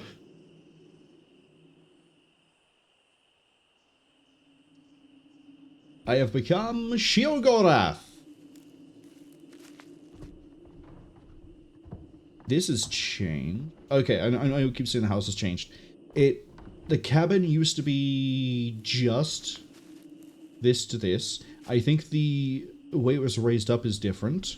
I think it used to be just on logs. Like, if you imagine this, the way that the roof is done, same for the down here. Now it's on brick. Which implies to me there's probably a basement. But, yeah, you seem to be having a lot of fun with Kingdom Come Deliverance 2, and I've heard a lot of good things about it. It's just, I'm so surprised how much there is in it, honestly. Someone says, but hey, streaming is a learning curve, I guess. How am I, and what is this about? Is it horror? Looks spooky. This is a indie horror game that is being developed by an Argentinian indie, well, obviously indie dev team, that is very focused on the idea of alien contact, abductions, the aftermath of, and how it affects people. In the, we're going to call it the first part, because I don't know how, it's being released episodically. Episode 1 is this, ads arrive at about 55 seconds. Brilliant time for me to sort of wrap this up and ramble it. There are different VHS tapes you can find that go into, like, an interview with an American Air Force guy who was stationed in Argentina. There's people who are recounting their experiences in Argentinian about alien contact. There's a documentation we're finding that I believe is in-universe, leading to creepy-ass doll on the floor. No. Leading to things like, we think that someone who had alien contact might have gained telepathy or some sort of, we don't know specifically what it is, but some sort of like psychic power. And then story-wise, we are there's a reason all the tags are there in the pinned comment. We are a very depressed, alcoholic, potentially on the edge when it comes to dark thoughts, father who had his wife disappear under mysterious circumstances, and his daughter has, as we've just found the clothing for, also disappeared under mysterious circumstances, but also has had multiple tapes referring to the idea that the aliens are coming for her and that the aliens cannot be stopped. So we then got a tape from our missing wife, somehow. Then we lost time, woke up in a car crash, and we're here. Which is the family cabin. And right now we're spending a lot of our time just sort of looking around for things, but I realized I just remembered the ads are turning up, so we're going to read some documents. I believe we have 2 to read. 1, 2, we read these 2, and now we need these 2. So 392 interview transcript and 847 interview notes. Someone says, yeah, you end up playing hundreds of rounds of dice. Yeah, I can't believe you're scamming those old people out of their money using poker dice. Oh, it's not poker dice. That's Witcher. It's still dice. Every time I see dice gambling now, my brain is wired for The Witcher. Someone also says, but yeah, since sticking to the main stuff more, it's a lot more fast-paced. You'll tend to find with games like Oblivion, with The Witcher, I think, although I can't really speak with any sort of experience or authority on that one, but maybe Kingdom Come Deliverance as well. In terms of just doing the main game content, it's probably like 8, 10 hours, maybe 20. But once you start throwing in things like, I want to explore, I want to go do side quests, I want to go do this, I want to go do that, the playtime balloons. Because there usually is a good breadth, and hopefully good depth on that breadth, of side things to do. What are some other examples? Fallout 3. Despite the fact that I like Fallout 3, I won't say I love it, but I like Fallout 3, the amount of times I've completed the main game with broken steel is less than the amount of times I've played the game and had fun with it for like 40, 50 hours. Because I just fire it up and I go, right, I'm gonna see if I can go to I can't say the name of it. There's a little ruined town that's full of death claws that you had to go to for different things. I want to see if I can go there and fist fight a death claw. Oh no, I can't. I need to get stronger. And so I go and get stronger. Or maybe I fire it up and I'm like, right, I'm going to go straight to Point Lookout. Which is, I wouldn't recommend it, but it works. Or maybe I fire it up and I want to do Operation Anchorage to get early power armor and break the scale of the game, and then walk around and pretend that I'm one of the Brotherhood of Steel from the word go. Which does make some of the conversations kind of funny. You know? A lot of side things I can get distracted with. Maybe I do Moira's whole quest line and give her the wrong information the entire time. Lot of fun things with that. So, it's definitely easy to get sidetracked, and there's usually a lot of things to get sidetracked with, so it's not surprising that Kingdom Come Deliverance 2 is taken to the sun, but the main point is, as long as you've enjoyed it, as long as you've had fun with it, who cares? Speaking of enjoying things, see how much you enjoy this interview. The ads have just finished. That's alright. We're doing this. Then we're going to keep on wandering. Non-human intelligence encounter investigation. Interviewer Dr. Lucio Roswell, PhD. Date of interview and location both redacted. It feels like I'm reading an SCP wiki.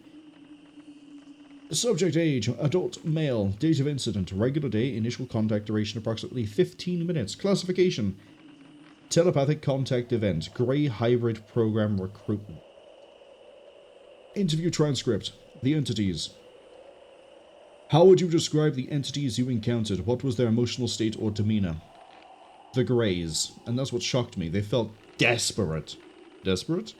Yeah, desperate. Not threatening, not cold and clinical like you hear in stories. Desperate. Like they were really, truly... Like they really, truly needed help and I was being asked to provide it. That changed everything for me. Why do you think they were desperate? I don't know for certain, but my impression was that whatever they were doing for this hybrid program, it's critical for them. Maybe survival, maybe evolution, but it's urgent and important in ways I can't fully understand. Dr. Lucio Roswell, PhD, Principal Investigator, Non-Human Intelligence Research Division. And the other file?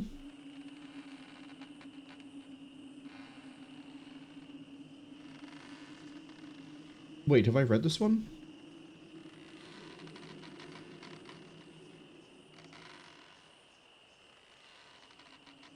No, I haven't. Okay, sorry, it started at the bottom, I was confused. Credibility assessment. High. Subject demonstrates no indicators of deception. Emotional responses are appropriate to described experience. No evidence of attention-seeking behavior or secondary gain motivation. Philosophical sophistication suggests genuine integration of anomalous experience rather than fantasy construction. Psychological assessment.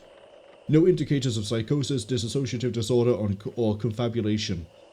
Subject's concern about mental health status appears genuine and suggests self-awareness inconsistent with delusional thinking. The philosophical framework, nothingness emerges into infinite, there is no self, may represent either pre-existing worldview or cognitive reconstruction following contact event. Physical assessment. No physical evidence or lasting somatic symptoms reported. Absence of typical abduction trauma markers, paralysis, physical pain, missing time distress. Touch sensation, described as warm and comforting rather than invasive. Classification. This case bears remarkable similarity to other documented NHI contact events. Documentation classification is confidential, the reference is redacted, the next review date is redacted by Dr. Lucio Roswell, PhD. So, it looks like whatever the hybrid program is it isn't Roswell that's doing it, it's the Greys. I thought it might have been like Roswell was trying to collect a bunch of people who had had contact and then was going to try to see if there was like anything he could do with it for a hybrid program, but that was a misread. It looks more like he's looking into if the Greys are trying to set anything up. There is no way that light that I just looked at is not anything weird, as in like it's not a UFO.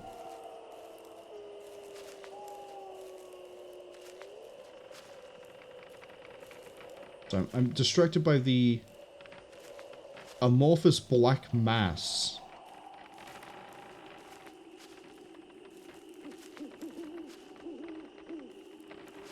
Okay.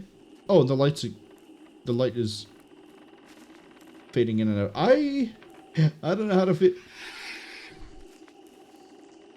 Where? Where are you?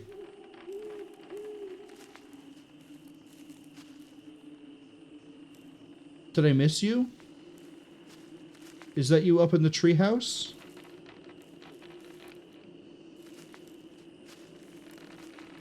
Did you not want me to touch your amorphous black mass? I'm sorry. Fight me for it. I have, there's a message from unknown, but I'm not going to read it because I know it's basically saying be right back. I'm going to wait for them to come back because I have a question for them. Sheepy, I don't think they're grabbing the pizza for everybody. As much as I would love to be going through this right now with the really nice pizza, I don't think it's happening. Oh, for news that nobody cares about, I have managed to, I believe, fix my fridge and put it under the Sword of Damocles. If you don't know what that is, Google it. The Sword of Damocles is a very interesting concept, and it's derived from myth. Oh, there's more black mass here than just the one.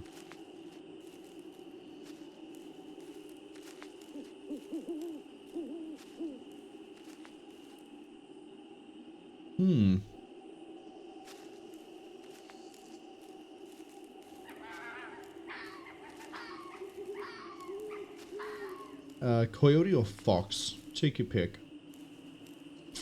Probably coyote. Alright. Can I climb the very nice built ladder? I can. Okay, I'm not in control of this, so it's cutscene. I might have to shut up.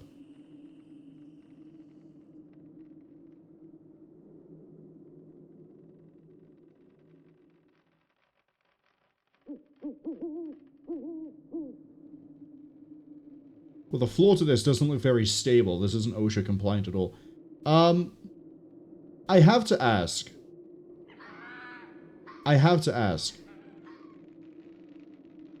This, to me, looks like a missing texture. And I've not really worked with Unreal Engine. Is this a missing texture? I think it is. Because last I checked, wooden planks don't appear with a cross tile option.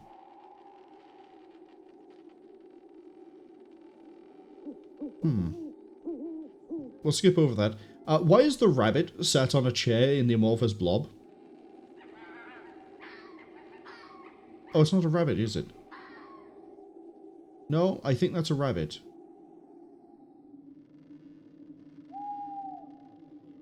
Sheepy says tiles wrong texture. Yeah, I don't know if it's like something hasn't downloaded right for me, but if you look, and it actually seems to be in a few different places here.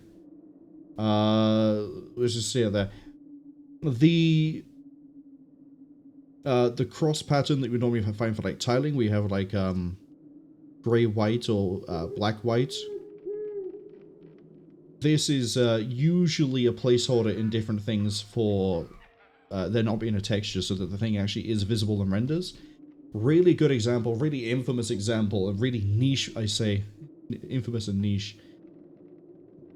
Gary's mod, or I guess Source the games in general, but Gary's mod, if you have something that doesn't have its texture loaded, it will appear as this pattern, but pink and black, which is very eye-catching. Which is how I know to recognize a... Oh, hello. That is liquid. What's this? Mattie's diary fragment. Today I made a new friend, taller than Dad. Oh boy, she's been seeing the aliens since she was a kid. Oh, so there probably was an alien up here then. Oh god, the amorphous blob is everywhere.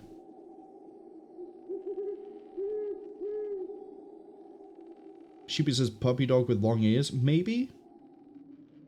But I think it's... No, that's a rabbit tail. That's a rabbit tail. It's a rabbit. Do I get to see an alien from the window? No.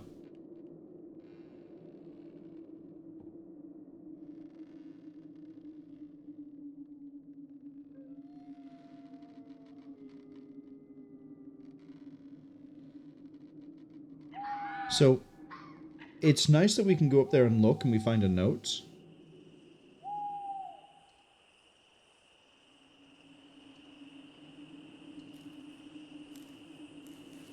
Let's see.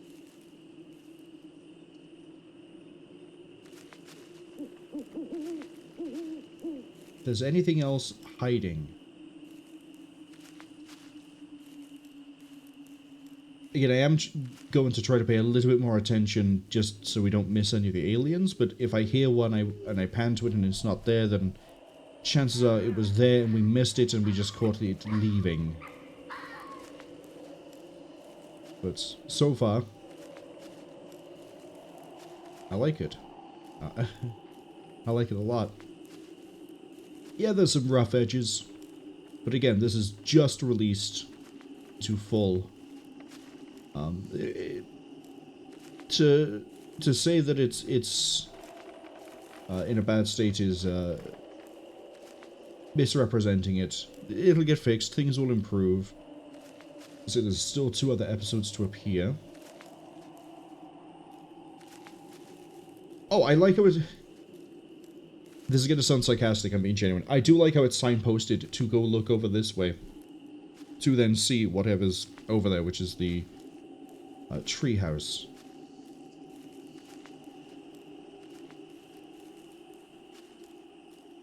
Back at that area. Can I look through the here?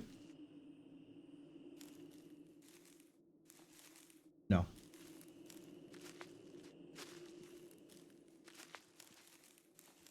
So, in the Christmas demo, sort of spoiled this a bit earlier, I mentioned that there is, that you start in this cabin, or you start in a cabin, and you can walk around, there's a TV you can see. They've changed the interior of this, they've improved it a lot, by the looks of it. But this is kind of where you started.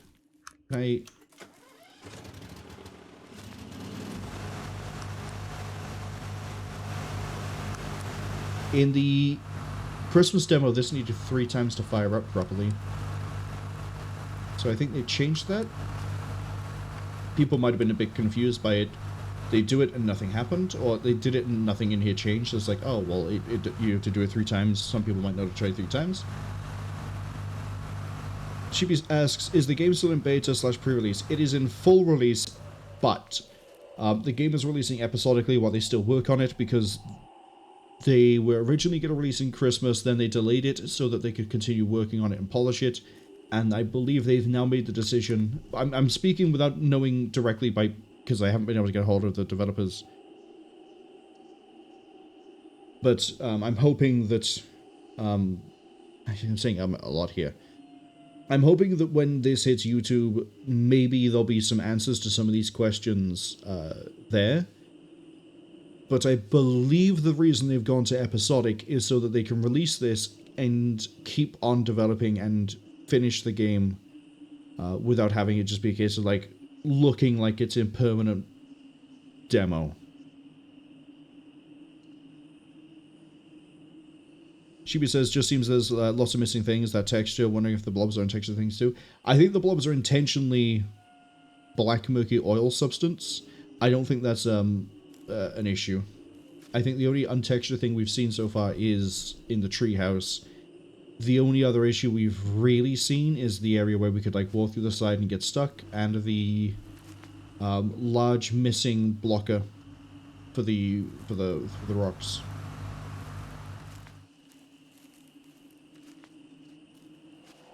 Let's go have a look at the lake. Unknown! I was going to wait until you got back to ask you this. You said you're going to go grab a pizza. What's on the pizza? Better be pineapple. You also say you have a can of iron brew. Mattie? Mattie! Come here, baby. Be careful. Don't get too close to the water. But you will always take care of us, Mommy, right? They're always guys watching?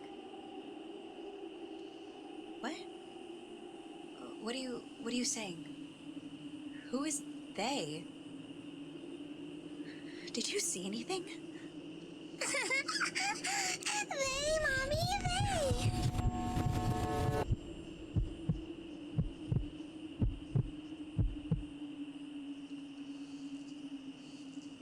I am a little bit concerned. A, by the behavior of the child. B, I just got an achievement. And I said that there are multiple endings to this, by the looks of it. And I don't know if I'm supposed to get this achievement now, or if this is bugged. I just got the Amanda ending, which... Well, the game's not ended. All I did was walk here, and it says I got an Amanda ending. So... I'm concerned, confused. Best case, it is bugged. I'm supposed to get a different achievement here. I'm actually going to pull up the achievement list and have a look to see if there's something else.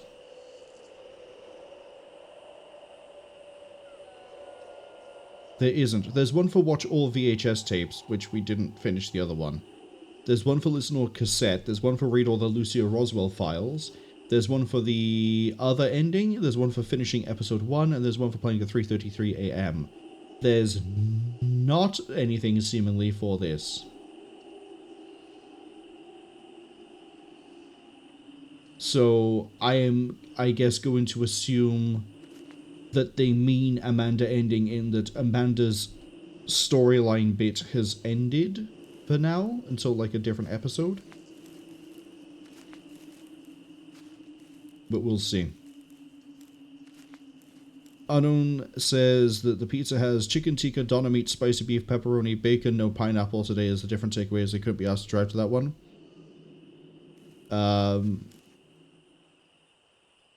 Sop walked to the one just at the end of the road. Oh, so they walked to the one just at the end of the road. That's actually a really nice pizza combination. Chicken tikka, doner meat, spicy beef, pepperoni, and bacon is a really good meat feast. Really nice meat feast, actually. Anyway, as for like views of like what we just seen there, I don't know because those two. I actually was supposed to look at Mattie and then I heard Amanda talk. I was like, oh, let's go look at Amanda. I don't know if she actually there was an alien over there or if we just didn't see it. That's something I'm gonna have to check when we do the when I do the chapters for the video when it goes through to YouTube.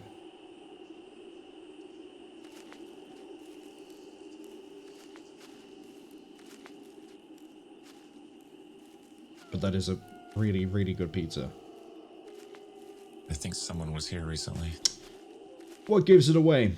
The giant fire pit? With a roaring fire?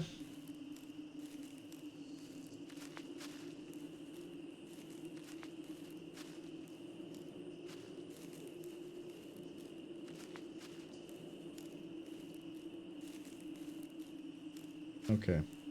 I can't use this. I don't want to break our old cabin door. Yeah, I've sort of skipped a step here because I'm supposed to walk over here and try to interact with a thing. So we're going to walk over here and interact with the thing.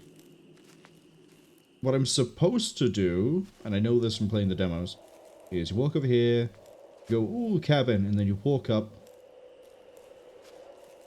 and find an item to unlock the door. I can't believe I need to find something to force my way inside our own damn cabin.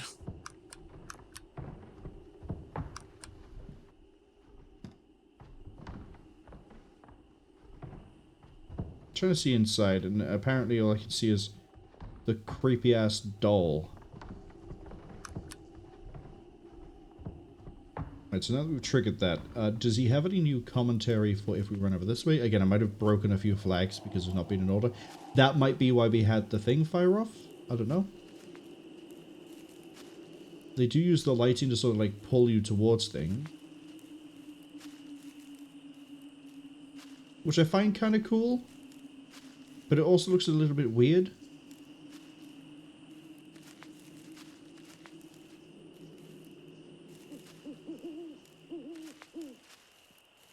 But yeah, I think this is intentional because This is either black glass, or it's, as I say, some amorphous black tarry substance, and I don't know which way that one's supposed to go. But, yeah, this looks intentional, so that's fine by me.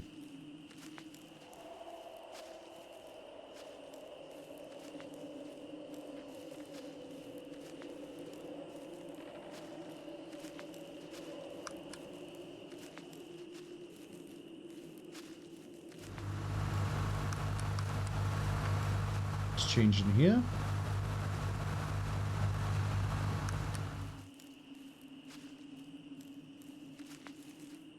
Oh, does he have any commentary about, like, the back wall anymore? Oh, that's a sick skateboard, actually. No, don't. I want to have a good look. Look at the design on that skateboard. That's really cool. I like it a lot. What else we got over here? Nothing really. Let's go into the tool shed. Maybe I can find a tool inside the shed.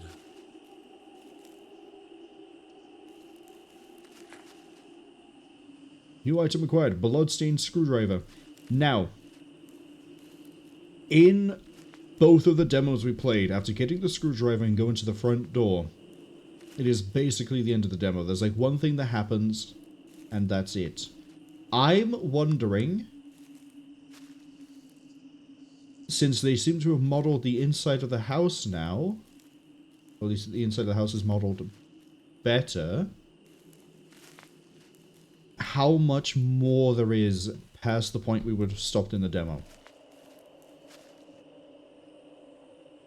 I'm also conscious of the fact that if the Amanda ending achievement we just got is intentional, that we haven't got the Mattie one.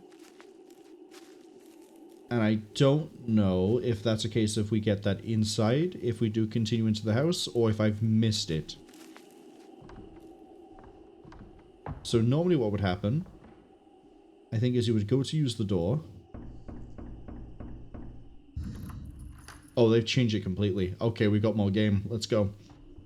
What would happen is you would go to use the door, you would get another one of those, like, interference episodes, we'll call it. And then you'd have to, like, the window over here would shatter, you'd go over and have a look, and then, surprise, there'd be a guy inside. But there is nothing of the sort this time. So let's go inside. Let's go have a look around. This is going to be blind from this point forwards. It's not the demo anymore. Or anything close to what the demos were. Again, I don't know if there has been another updated demo with more content since, because I played the Christmas one and then went, I will wait for the game. Or I keep saying the Christmas one. They re-released it around October, but I think I replayed it for Christmas, I think.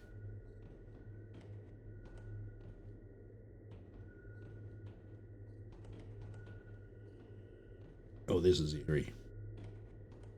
I love it a lot. We turned the TV on. It has a VCR. So we can probably find another tape.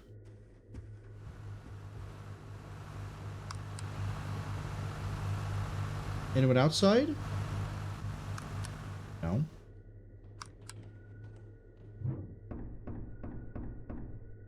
Okay, we've seen those three so far. Everyone keep your eyes peeled. There may be a tape.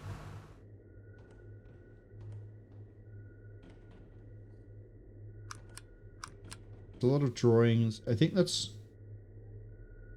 Oh, I like that. I gotta try to get the light just right, and it is gonna fade in and out. But it looks like Mattie is reaching up for an alien's hand. And there's some sort of, like, mind-proby type device above her. I like that detail. I'm surprised we managed to see something like that on a random piece of paper on the floor. Sheepy says it doesn't help all the pizza places in their local area are terrible. This area seems to love ridiculously thin, basically cardboard bases. Controversial, but I kind of prefer thin base pizza to thick.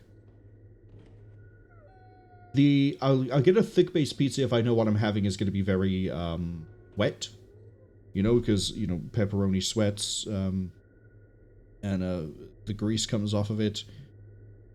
And then you have other things like that, right? But if it's not going to be soggy, I'll happily have a thin crust and a thin base. I'm not a huge fan of stuffed crust. I'll be completely honest. A tape over here. Doesn't seem to be anything here or above. There's a crayon. That's nice. Coloring pen. Alright, door number 1. No, you stay outside of the kitchen, darling. Every single time. Wait. Go away. I was just like spam clicking that just for the fun of it. You're telling me that actually triggers something? Oh, and we get to now see what the house used to look like.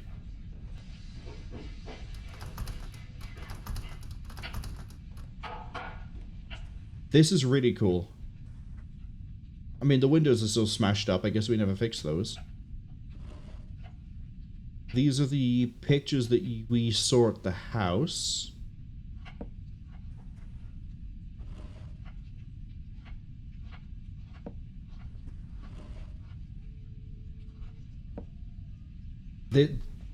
I like this a lot. We get to...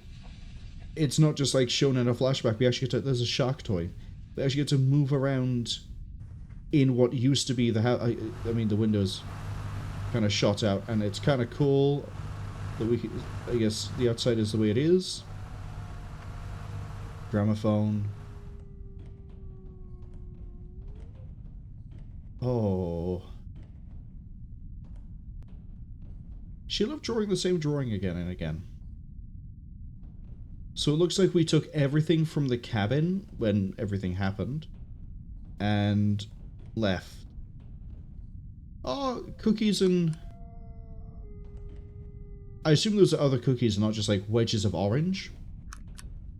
Or lemon. Or grapefruit. Maybe you want to get fancy with it.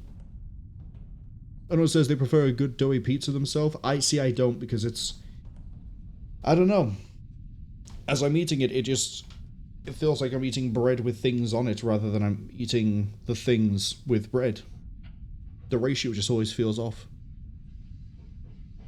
Sheepy also says it has to at least taste nice, but most places here taste like cardboard. That's the worst.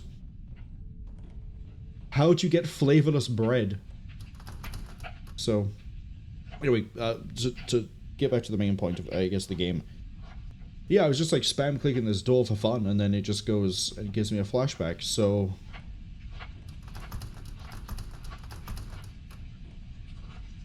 Where... Oh, can I go outside?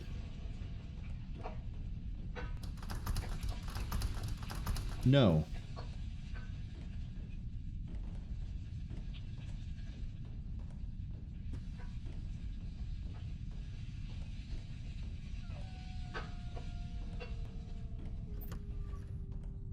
Okay. Right. Stop! What did I tell you? You always do this! Go away! Is this door open? Okay, so this is the bathroom. I don't want to go into what is clearly Mattie's room. I'm going to explore the rest of this so we get a better idea of then and now.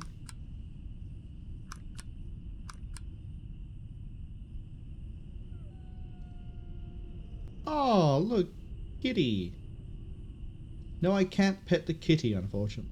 Can't touch the, Oh.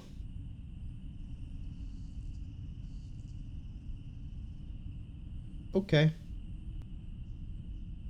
Let's bite the bullet. Let's go into Mattie's.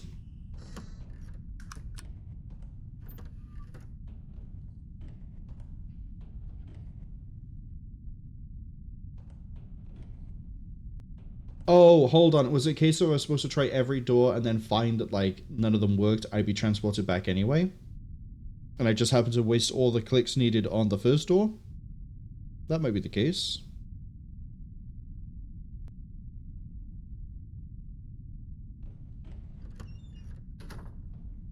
I was about to ask why there were cigarettes in an ashtray in Mattie's room, but no, that's chalk. That's definitely chalk. Oh, nice little toy box. Wow, her art is actually amazing. Look at this. This is so well defined for a child.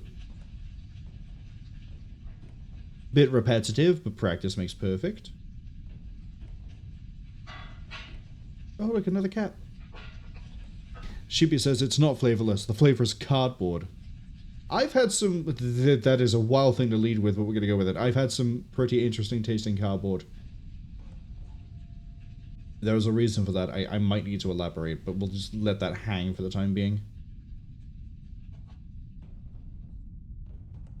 They are still watching. They are still watching. You know, I looked through the window and assumed you'd be a creepy doll, and I can't believe you proved me right. Wait. We know you kill her. We know you kill her. Everybody loves you. They are still watching. Let her go. We know you kill her. Let her go. We know you kill her. Everybody hates you. Ray, stop. They are still watching.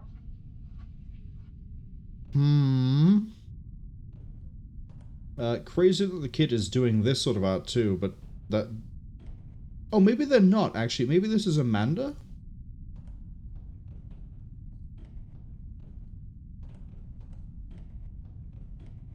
Right, let's look at the art. That's shrimp. Funny how she hated seafood but kept drawing sea animals. Is it because she played Terror from the Deep? This is the one that we brought to the kitchen fridge. I'm going to ignore the blatantly alien ones to begin with. Now that they remember, Mattie used to play with a cat around the forest. That's actually a cat there, but I'm wondering if she was just seeing that small alien we were seeing scamper around. Is the cat wearing Amanda's necklace? Very nice calico.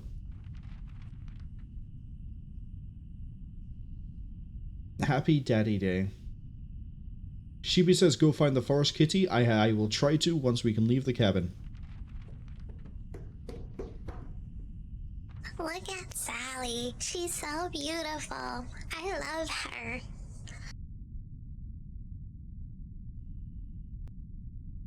Could you not do that with the same energy as The Exorcist, please? I'm looking at your artwork. No wonder I left you at Grandma's.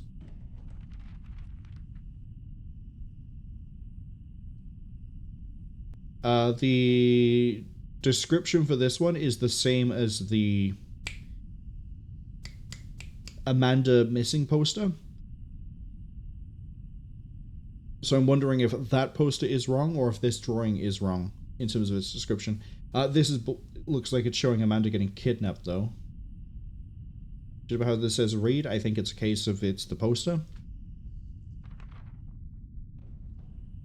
Can ignore the kid. I mean, it's what Ray would have done. Mattie's got the talent of her mother, so her mother was the one doing the mural on the wall. I don't understand what these things she drew up. Well, they visited your house, Ray. We saw them on the way in. Okay. Hello, child. Face through the child. Have I not looked at all the drawings?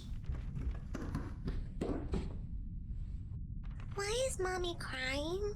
Did she get hurt?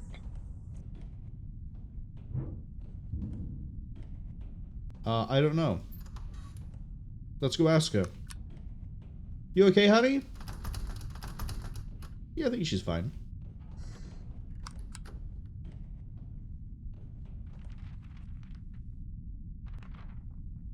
Which ones have we not looked at? Are they coming for us? Wait.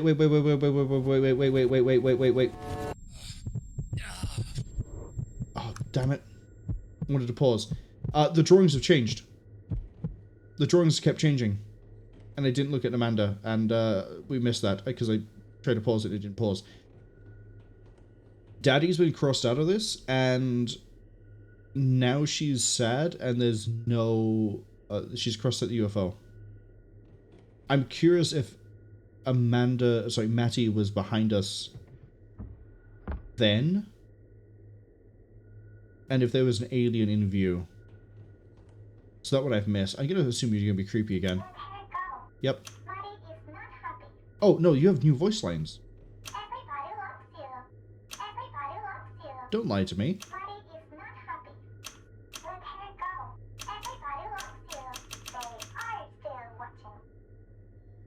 Well, not right now, they're not. Okay.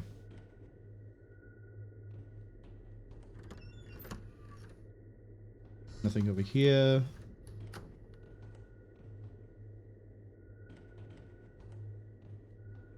Okay, we'll try and find the forest kitty in a second for Sheepy.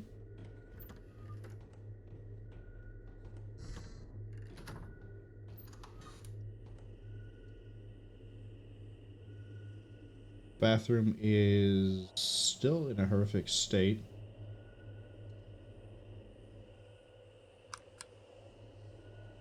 No, so far it doesn't seem to be anything weird outside.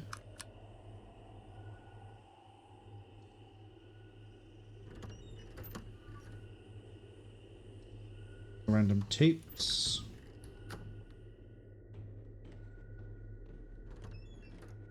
Okay, we're not going into the master bedroom.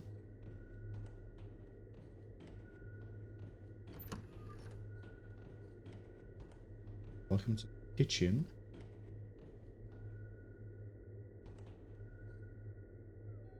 Pizza. Unknown, you've been in this cabin?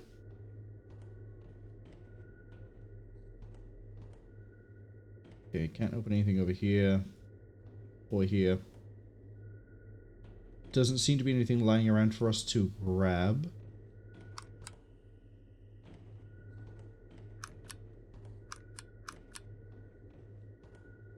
Am I able to open the door? Yes. We'll go look around outside soon. Right now I want to see if we can find more files and a VHS tape.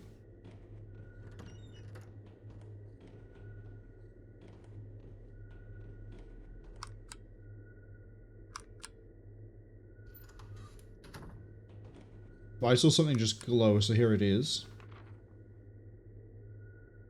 Transcript of 619. Sewing machine. Fix clothes.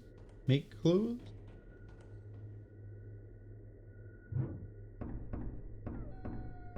Kind of want to look at the thing. 619.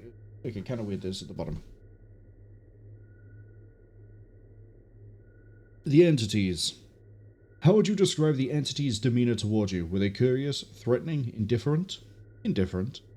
They didn't seem to care about your fear or distress. No, they just did what they were doing, like I wasn't really there, or like I was just an object. You must have been very frightening. 6119 nods and doesn't elaborate. Classification. Bedroom intrusion event. Non-consensual contact with severe trauma response. Dr. Lucio Roswell, PhD, Principal Investigator, Non-Human Intelligence Research Division, Priority Status, Welfare Check Required.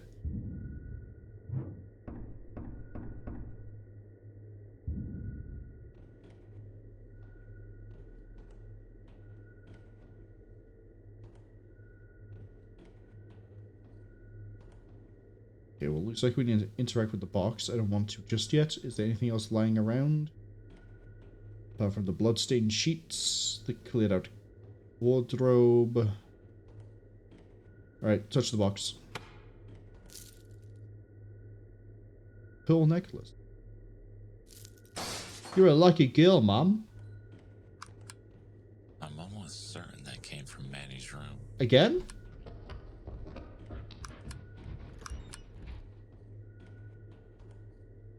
Okay, I know I heard someone scamper around.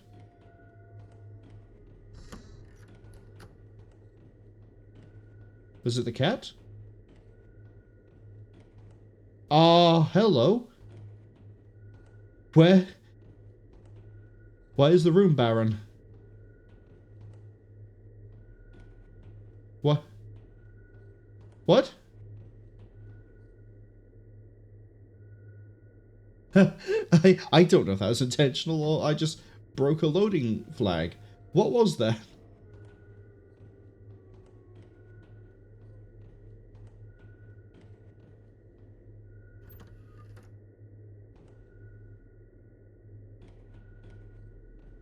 I have a flashlight. Okay, the doll's on the floor now. Oh, Brick says killer. I have a brick.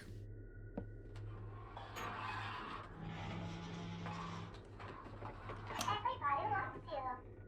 Give her the reassurance.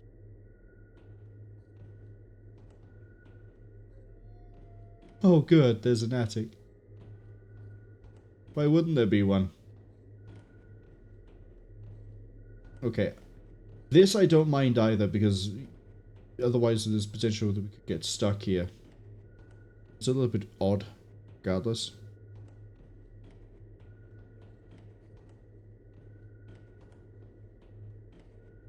Can't find that last tape. Oh, unless it's upstairs.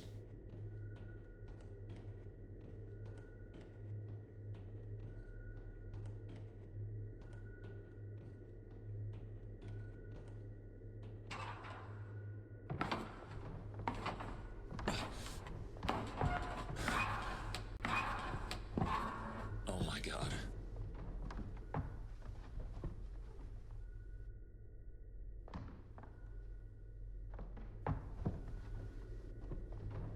Okay. Little bit concerning to see the blood splatter. Can go back down anytime I want to. Oh, there is some sort of liquid over in this corner. I don't want to say it's blood, it's probably something not blood.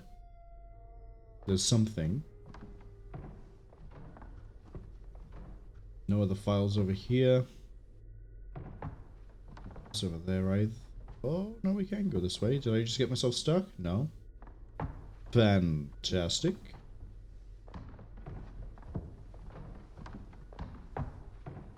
Oh, actually, hold on. There's a file right there. 619 interview notes. I still haven't had an achievement pop up, so I don't think we found all the things. I probably missed one somewhere. That's okay. I'm not trying to do this as a completionist thing. Just as we find things, it's pretty cool to look at. Investigator conclusions, Dr. L. Roswell. Credibility assessment, high. Subject's distress is genuine and severe. No indicators of fabrication or attention-seeking. Minimal elaboration, and reluctance to engage with memory actually increases credibility. Subject's fabricating experiences typically provide excessive detail and demonstrate eagerness to discuss. The subject showed classic trauma avoidance patterns. Psychological assessment, severe post-traumatic stress. Subject exhibits multiple PTSD symptoms. Intrusive memories, hypervigilance, sleep disturbance, avoidance behavior, persistent fear response, emotional numbing / persistent sadness, hyperarousal. Requires immediate therapeutic referral, research participation secondary to therapeutic needs. Physical assessment. Post-event nausea and persistent fatigue documented. No visible marks or injuries reported. Physical symptoms consistent with high-stress trauma response, though may also indicate physiological effects of contact event itself. Classification. Bedroom intrusion event, non-consensual contact with severe trauma response. Dr. Lucio Roswell, PhD, Principal Investigator, Non-Human Intelligence Research Division.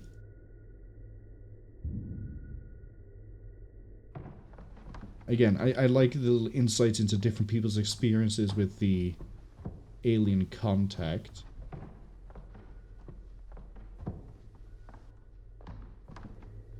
Okay, I think the goal is definitely go under here.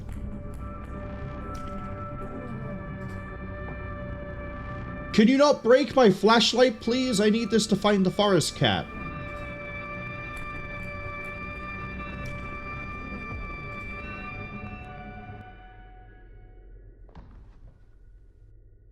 They're here.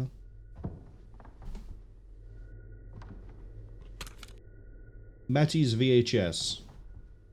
Watch the VHS tape. What if I don't want to? I know there's an achievement for it, but what if I don't want to?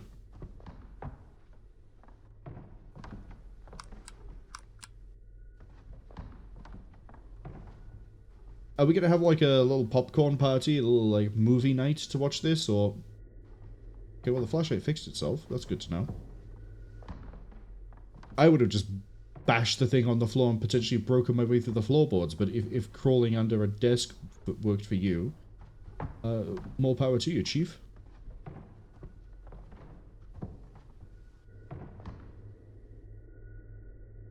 Shibi says just stare at the tape for a few minutes. Yeah, we're gonna watch the tape.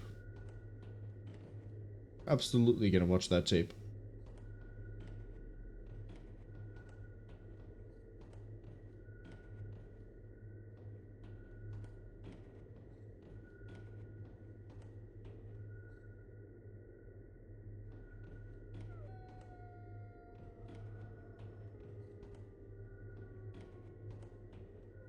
Now, because I've done the generator, I'm going to walk outside as if I hadn't. And we're going to see if there's anything that's different.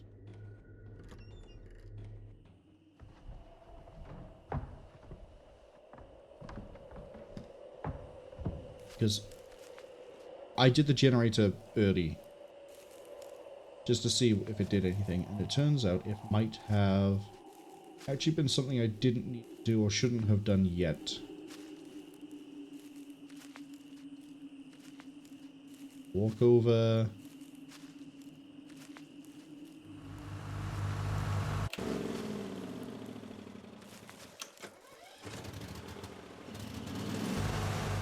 Generator is turned on. Them alien environment on top of the cabin.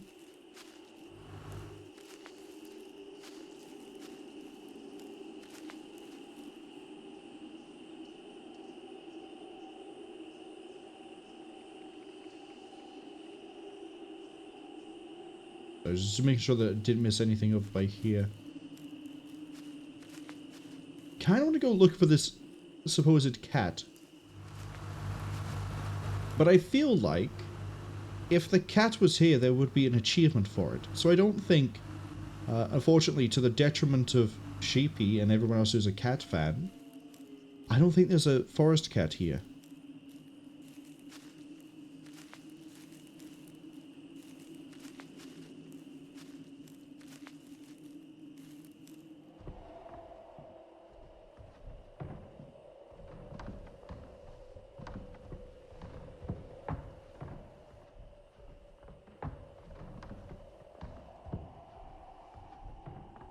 Kitty! Okay, well, I tried. Let's go start movie night.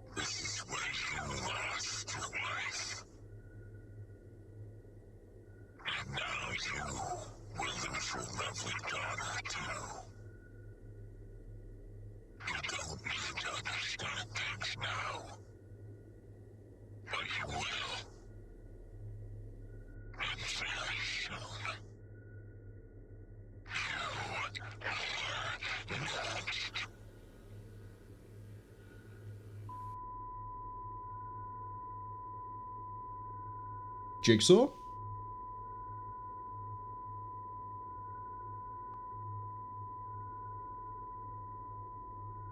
Where are you going?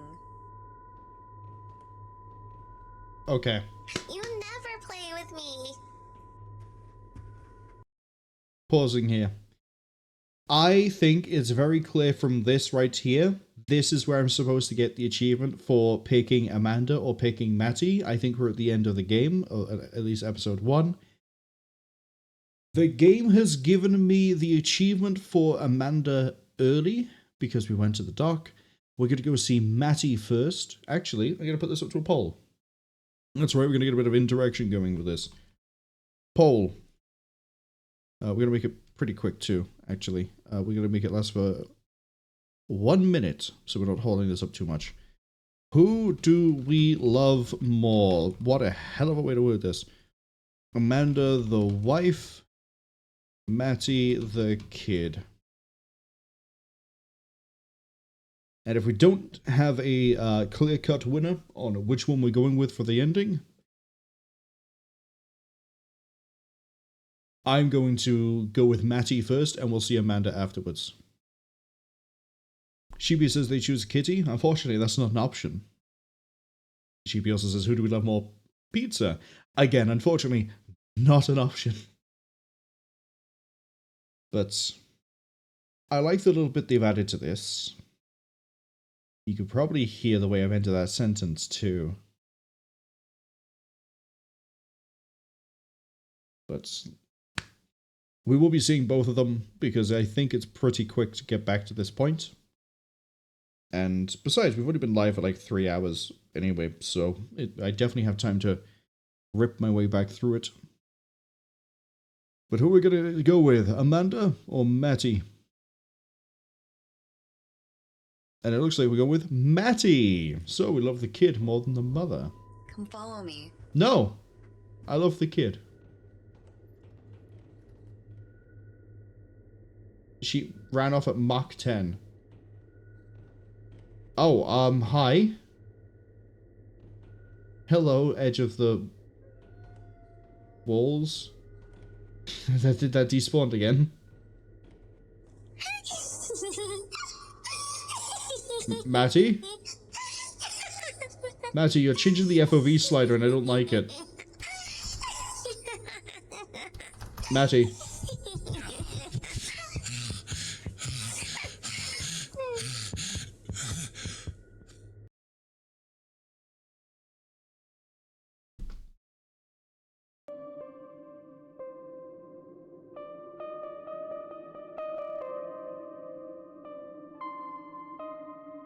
That's the Mattie ending.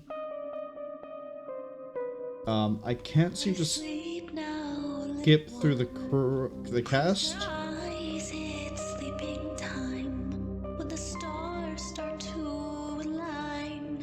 So we're gonna let this go.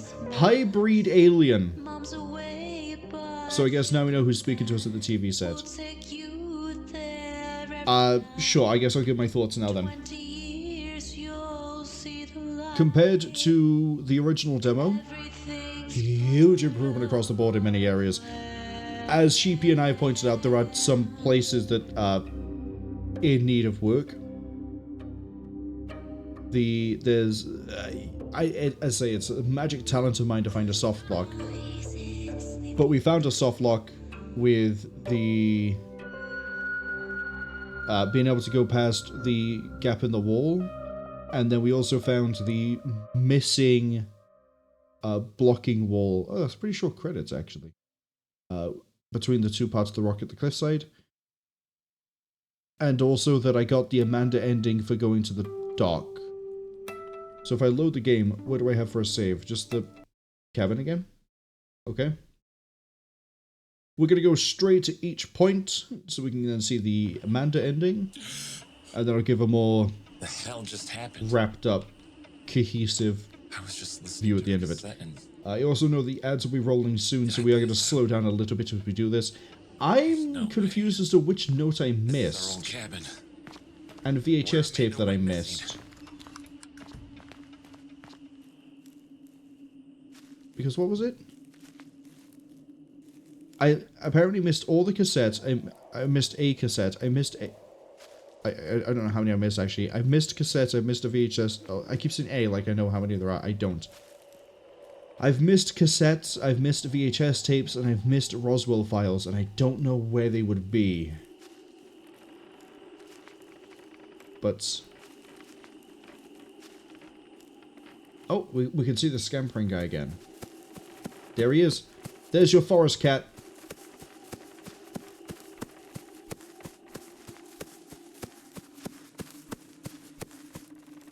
There you go. Forest kitty. Yeah, I don't know where they are. They're probably in the house, and I probably missed them all the way back there. I thought I did a very thorough job of looking around, but I guess I didn't. Maybe there was something in the front yard that I just sort of glazed over. Don't know. Don't know. Regardless. Let's go get that Amanda ending. Officially, as opposed to erroneously.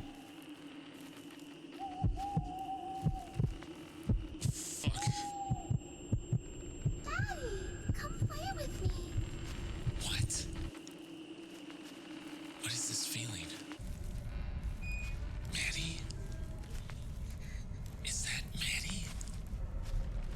It is for now. Okay, the ad warning has popped up. We have 30 seconds.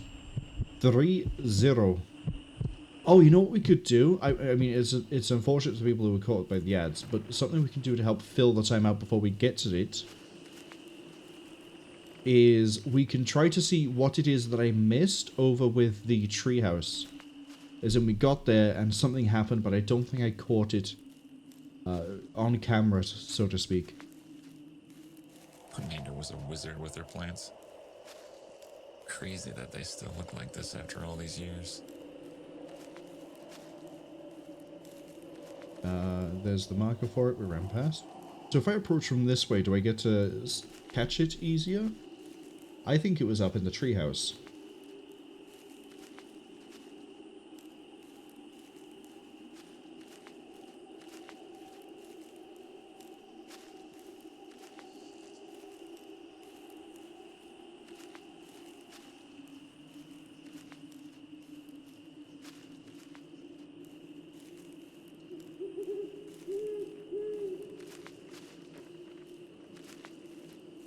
Oh yeah, you can see from down here that it's not been textured.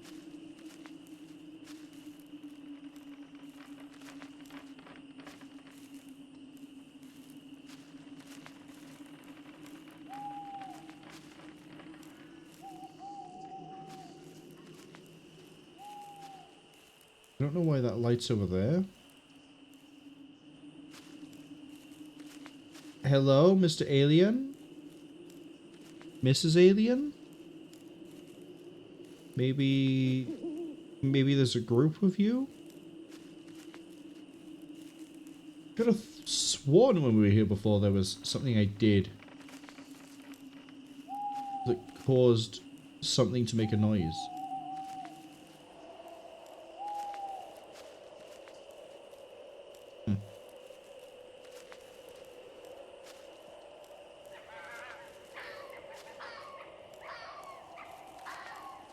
Well, that's the coyote or fox.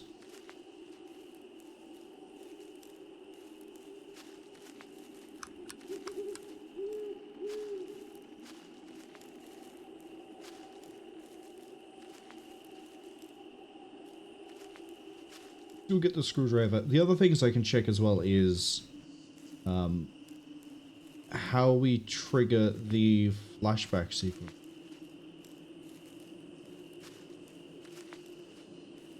Where am I running?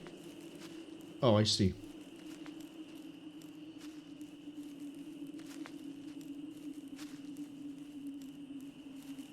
So we're not going to touch the generator until we need to go inside. I'm not going to go to the dock. Gonna gun it straight to... I think someone was here recently.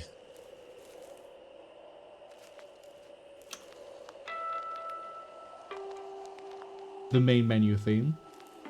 Yeah, we'll have that in the background. Or not. I guess sound doesn't Maybe I travel. can find a tool inside the shed. Fortunately. Alright. Give me the... Oh, we got the screwdriver. I did actually have a good look around the lake. I sort of just went to one bit and went, aha, this, and then we didn't really do anything else.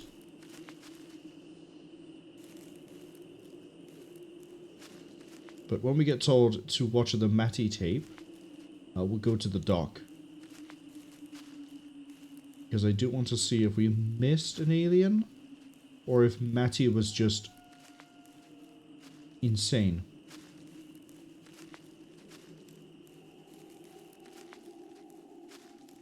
We're just gonna go over towards here, and then force entry into my old home.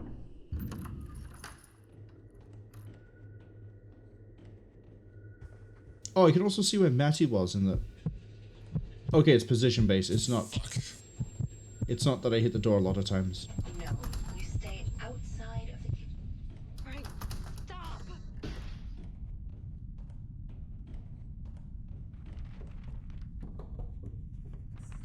Are they coming for us?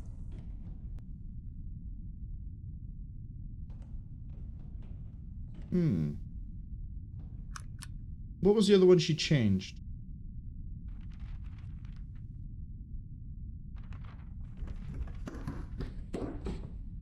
Why is Mommy crying? Did she get hurt?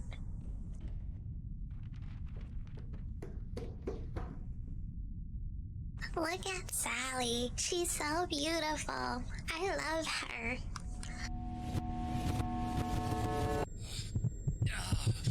Interesting. The aliens weren't there before. Okay. If you're caught by the ads, welcome back. We're still just burning through this. Everybody hates you. Thank you. Once we get to the point of having to watch the VHS tape. Oh no, 619 transcript we had. Okay. I was like, how did I miss that one? Had it. This breaks this. I'm almost certain that came from Mattie's room. Upstairs. Anyway, to finish the thought. VHS tape, when we get to the point of having to turn on the generator, we're going to go look at the dock, see if there is an alien in the Mattie flashback there. And then we're going to go with Amanda.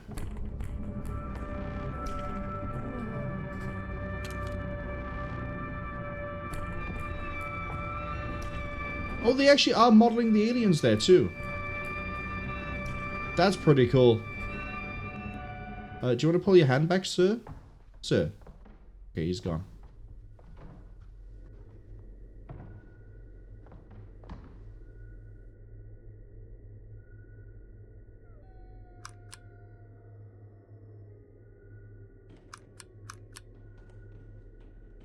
Wants me to watch the VHS tape. If I go out here... chain.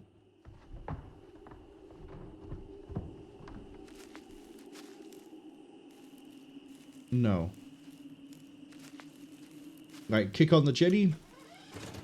Like it's Dead by Daylight, and then we're gonna go check the dock. And we're not gonna look at Amanda. I'm going to stay looking forward to see if I can spot the alien. Mattie? Mattie! Come here, baby. Be careful. Don't get too close to the water. But they will always take care of us, Mommy, right? They're always watching. What? What are you saying? Who is they? I don't see him. Did you see anything? No, I don't see anything, Amanda. They, Mommy, they.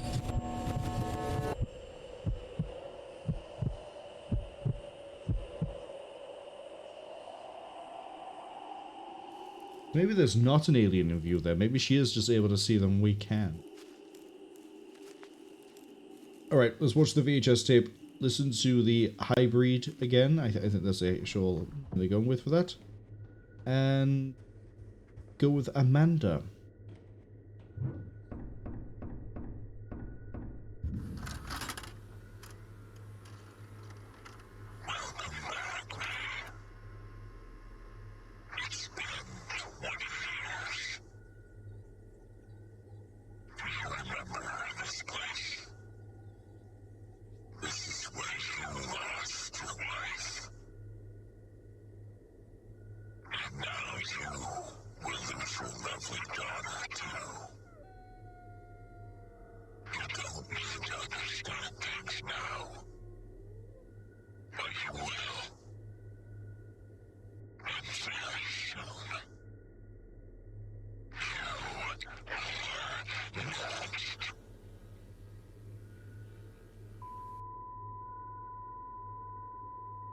At least they were really kind to tell me that we're the next ones that are going to be taken, rather than it just being in the middle of a really awkward situation.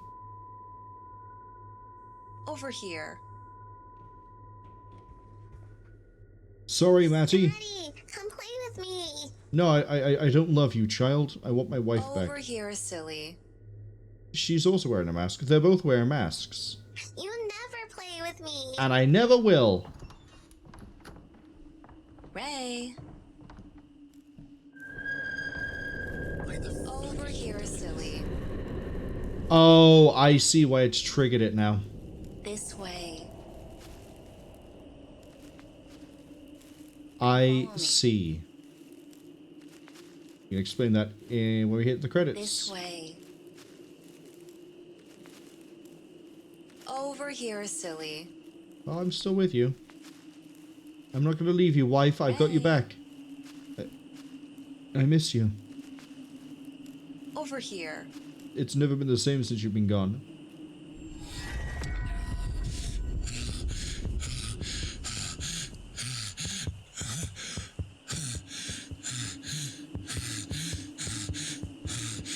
Oh, damn, I didn't look up for a UFO.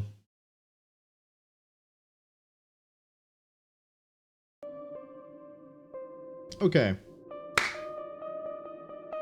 So I'm pretty sure the reason we got the Amanda cutscene early, or at least not cutscene early, you got the achievement early, is because the trigger for the end of that is in the same place as that's the cutscene we have the flashback with Mattie and Amanda at the dock is in the same place the Amanda ending ends. So they probably accidentally assigned it to the wrong trigger. Which is, it's a simple oversight to do. Overall,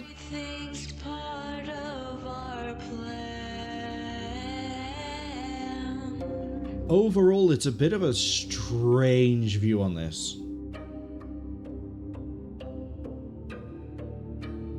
I still like a lot of the direction they go in. They've added a lot of interesting content to it with the Roswell file. I'm just gonna call them the Roswell files.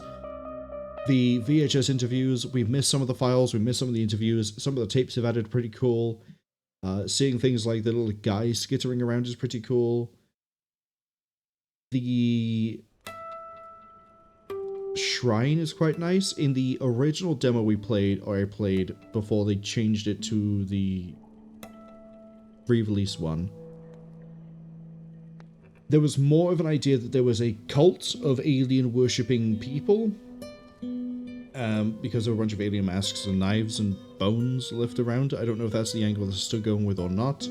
I kind of like how they're seemingly setting up the idea that Ray's family is being used for some sort of hybridization program, possibly.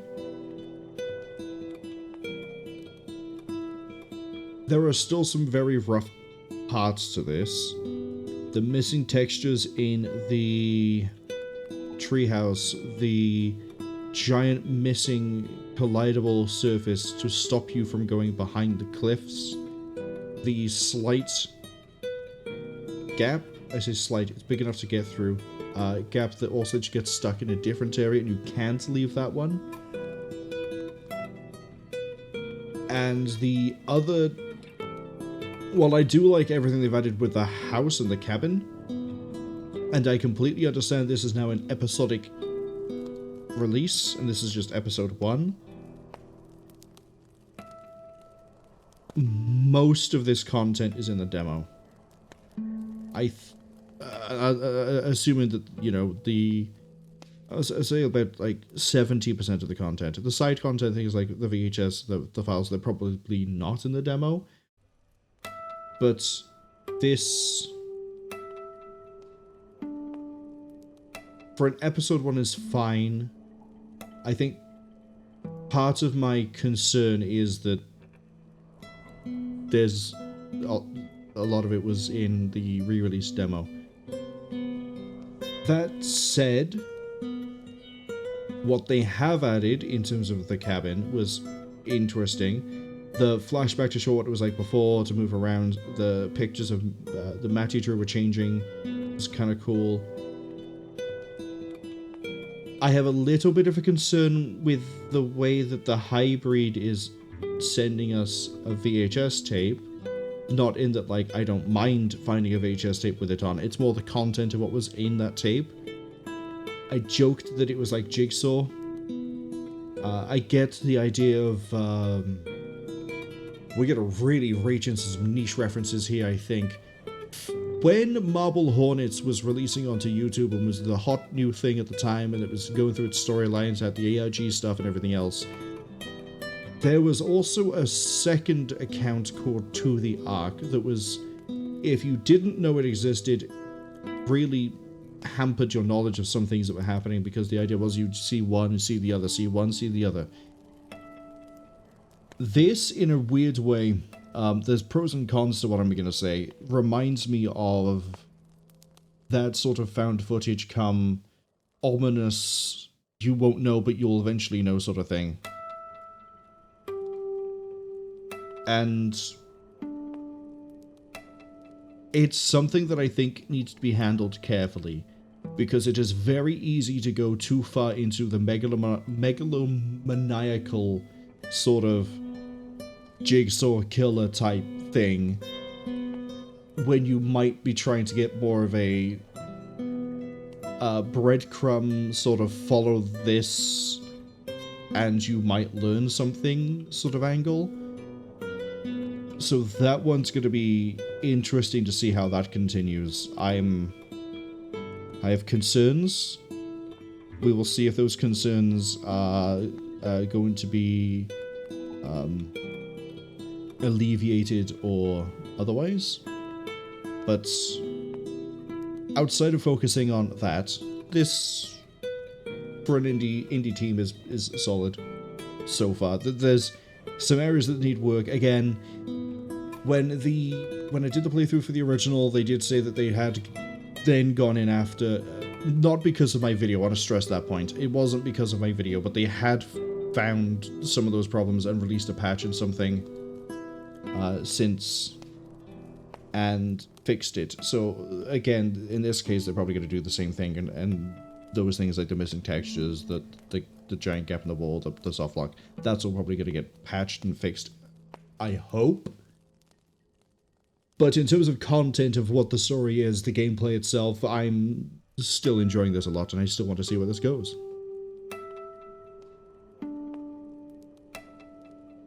Sheepy says it looks like a small team who just can't handle everything, so missed a few things like the treehouse texture. But it's an interesting enough story. They're curious to see where it goes. Yeah, I say that there's rough parts to it, but the core bit of it is what's got me interested and why I'm enjoying it a lot, and is why we're gonna stick with it. You know, I just. This isn't related to this game, but in terms of things getting ridiculous, Poppy Playtime, I think, is the best example I can point to right now that is current, where it is just got absolutely insanely ridiculous as to how it's keeping itself going. Meanwhile, something like this, it looks like it knows what it wants to do. We'll see how it goes. So far, yeah, it's definitely got me interested. Definitely still want to see where it goes. And as they said on their Steam page, getting episode 1 guarantee. I mean, actually, let's get it quoted verbatim off of the store page. This is an episodic game. The first episode will release in Q1 2026. Now, purchasing the first episode will grant you episodes 2 and 3 when they're released. So, it's currently on a 10% discount as well. It's pretty reasonably priced for what it has now. I say, wouldn't be surprised, because the normal play of how you do episodic things is you raise the price with every episode you release. I wouldn't be surprised if the price rises again. 3 episodes of something like this, for what it is now, absolutely fine by me. I have played some dire shit games that have been more expensive than this from indie teams, and this is fine. Craven Manor will forever sit on the pedestal of, my god, you wasted your potential, and this was a mistake. Largely down, I think I actually brought up Craven Manor when we played the original demo, but to sort of explain that one. They released Craven Manor, I'm going to say free to play, and then realized there was a lot of popularity behind it, so they pulled down the free to play version, released a demo, said they were going to add more content to it and improve it, and then add like alternate endings. They then released a paid version. I'm curious if that is even still on Steam. You can tell I've tabbed out because the audio was cut out. Oh no, Craven Manor is now free completely. God, they actually rescinded that problem. Just updated, is now free to play forever. That criticism is now gone. I can actually alleviate it. Maybe we'll get to Craven Manor at some point. Maybe I'll do that next week for the Friday. When did it actually turn free?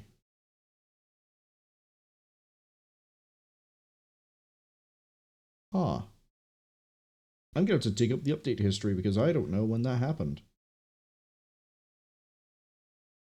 But, okay, so the grievance as it used to be up to like 2017 at minimum. The game, most of the game was available originally for free as a whatever it was. Then they pulled it, most of it down, gutted half of the free game, released it as a demo, and then sold it for real money. I think it was about 14, 15 in my local currency. It might have been 12 in my local currency. Which, for reference, Who Are You is half that price in my local. It's about 6. Anyway, Craven Manor. What they had actually added was two areas, and the alternate ending was you just had to find, I think it was 3 items scattered around, and then at the very end of the game, use them on a doorway that had been added, and the alternate ending didn't really add anything to the game. It was just, oh, look how this all looks, and that was it. But given that Craven Manor is now free,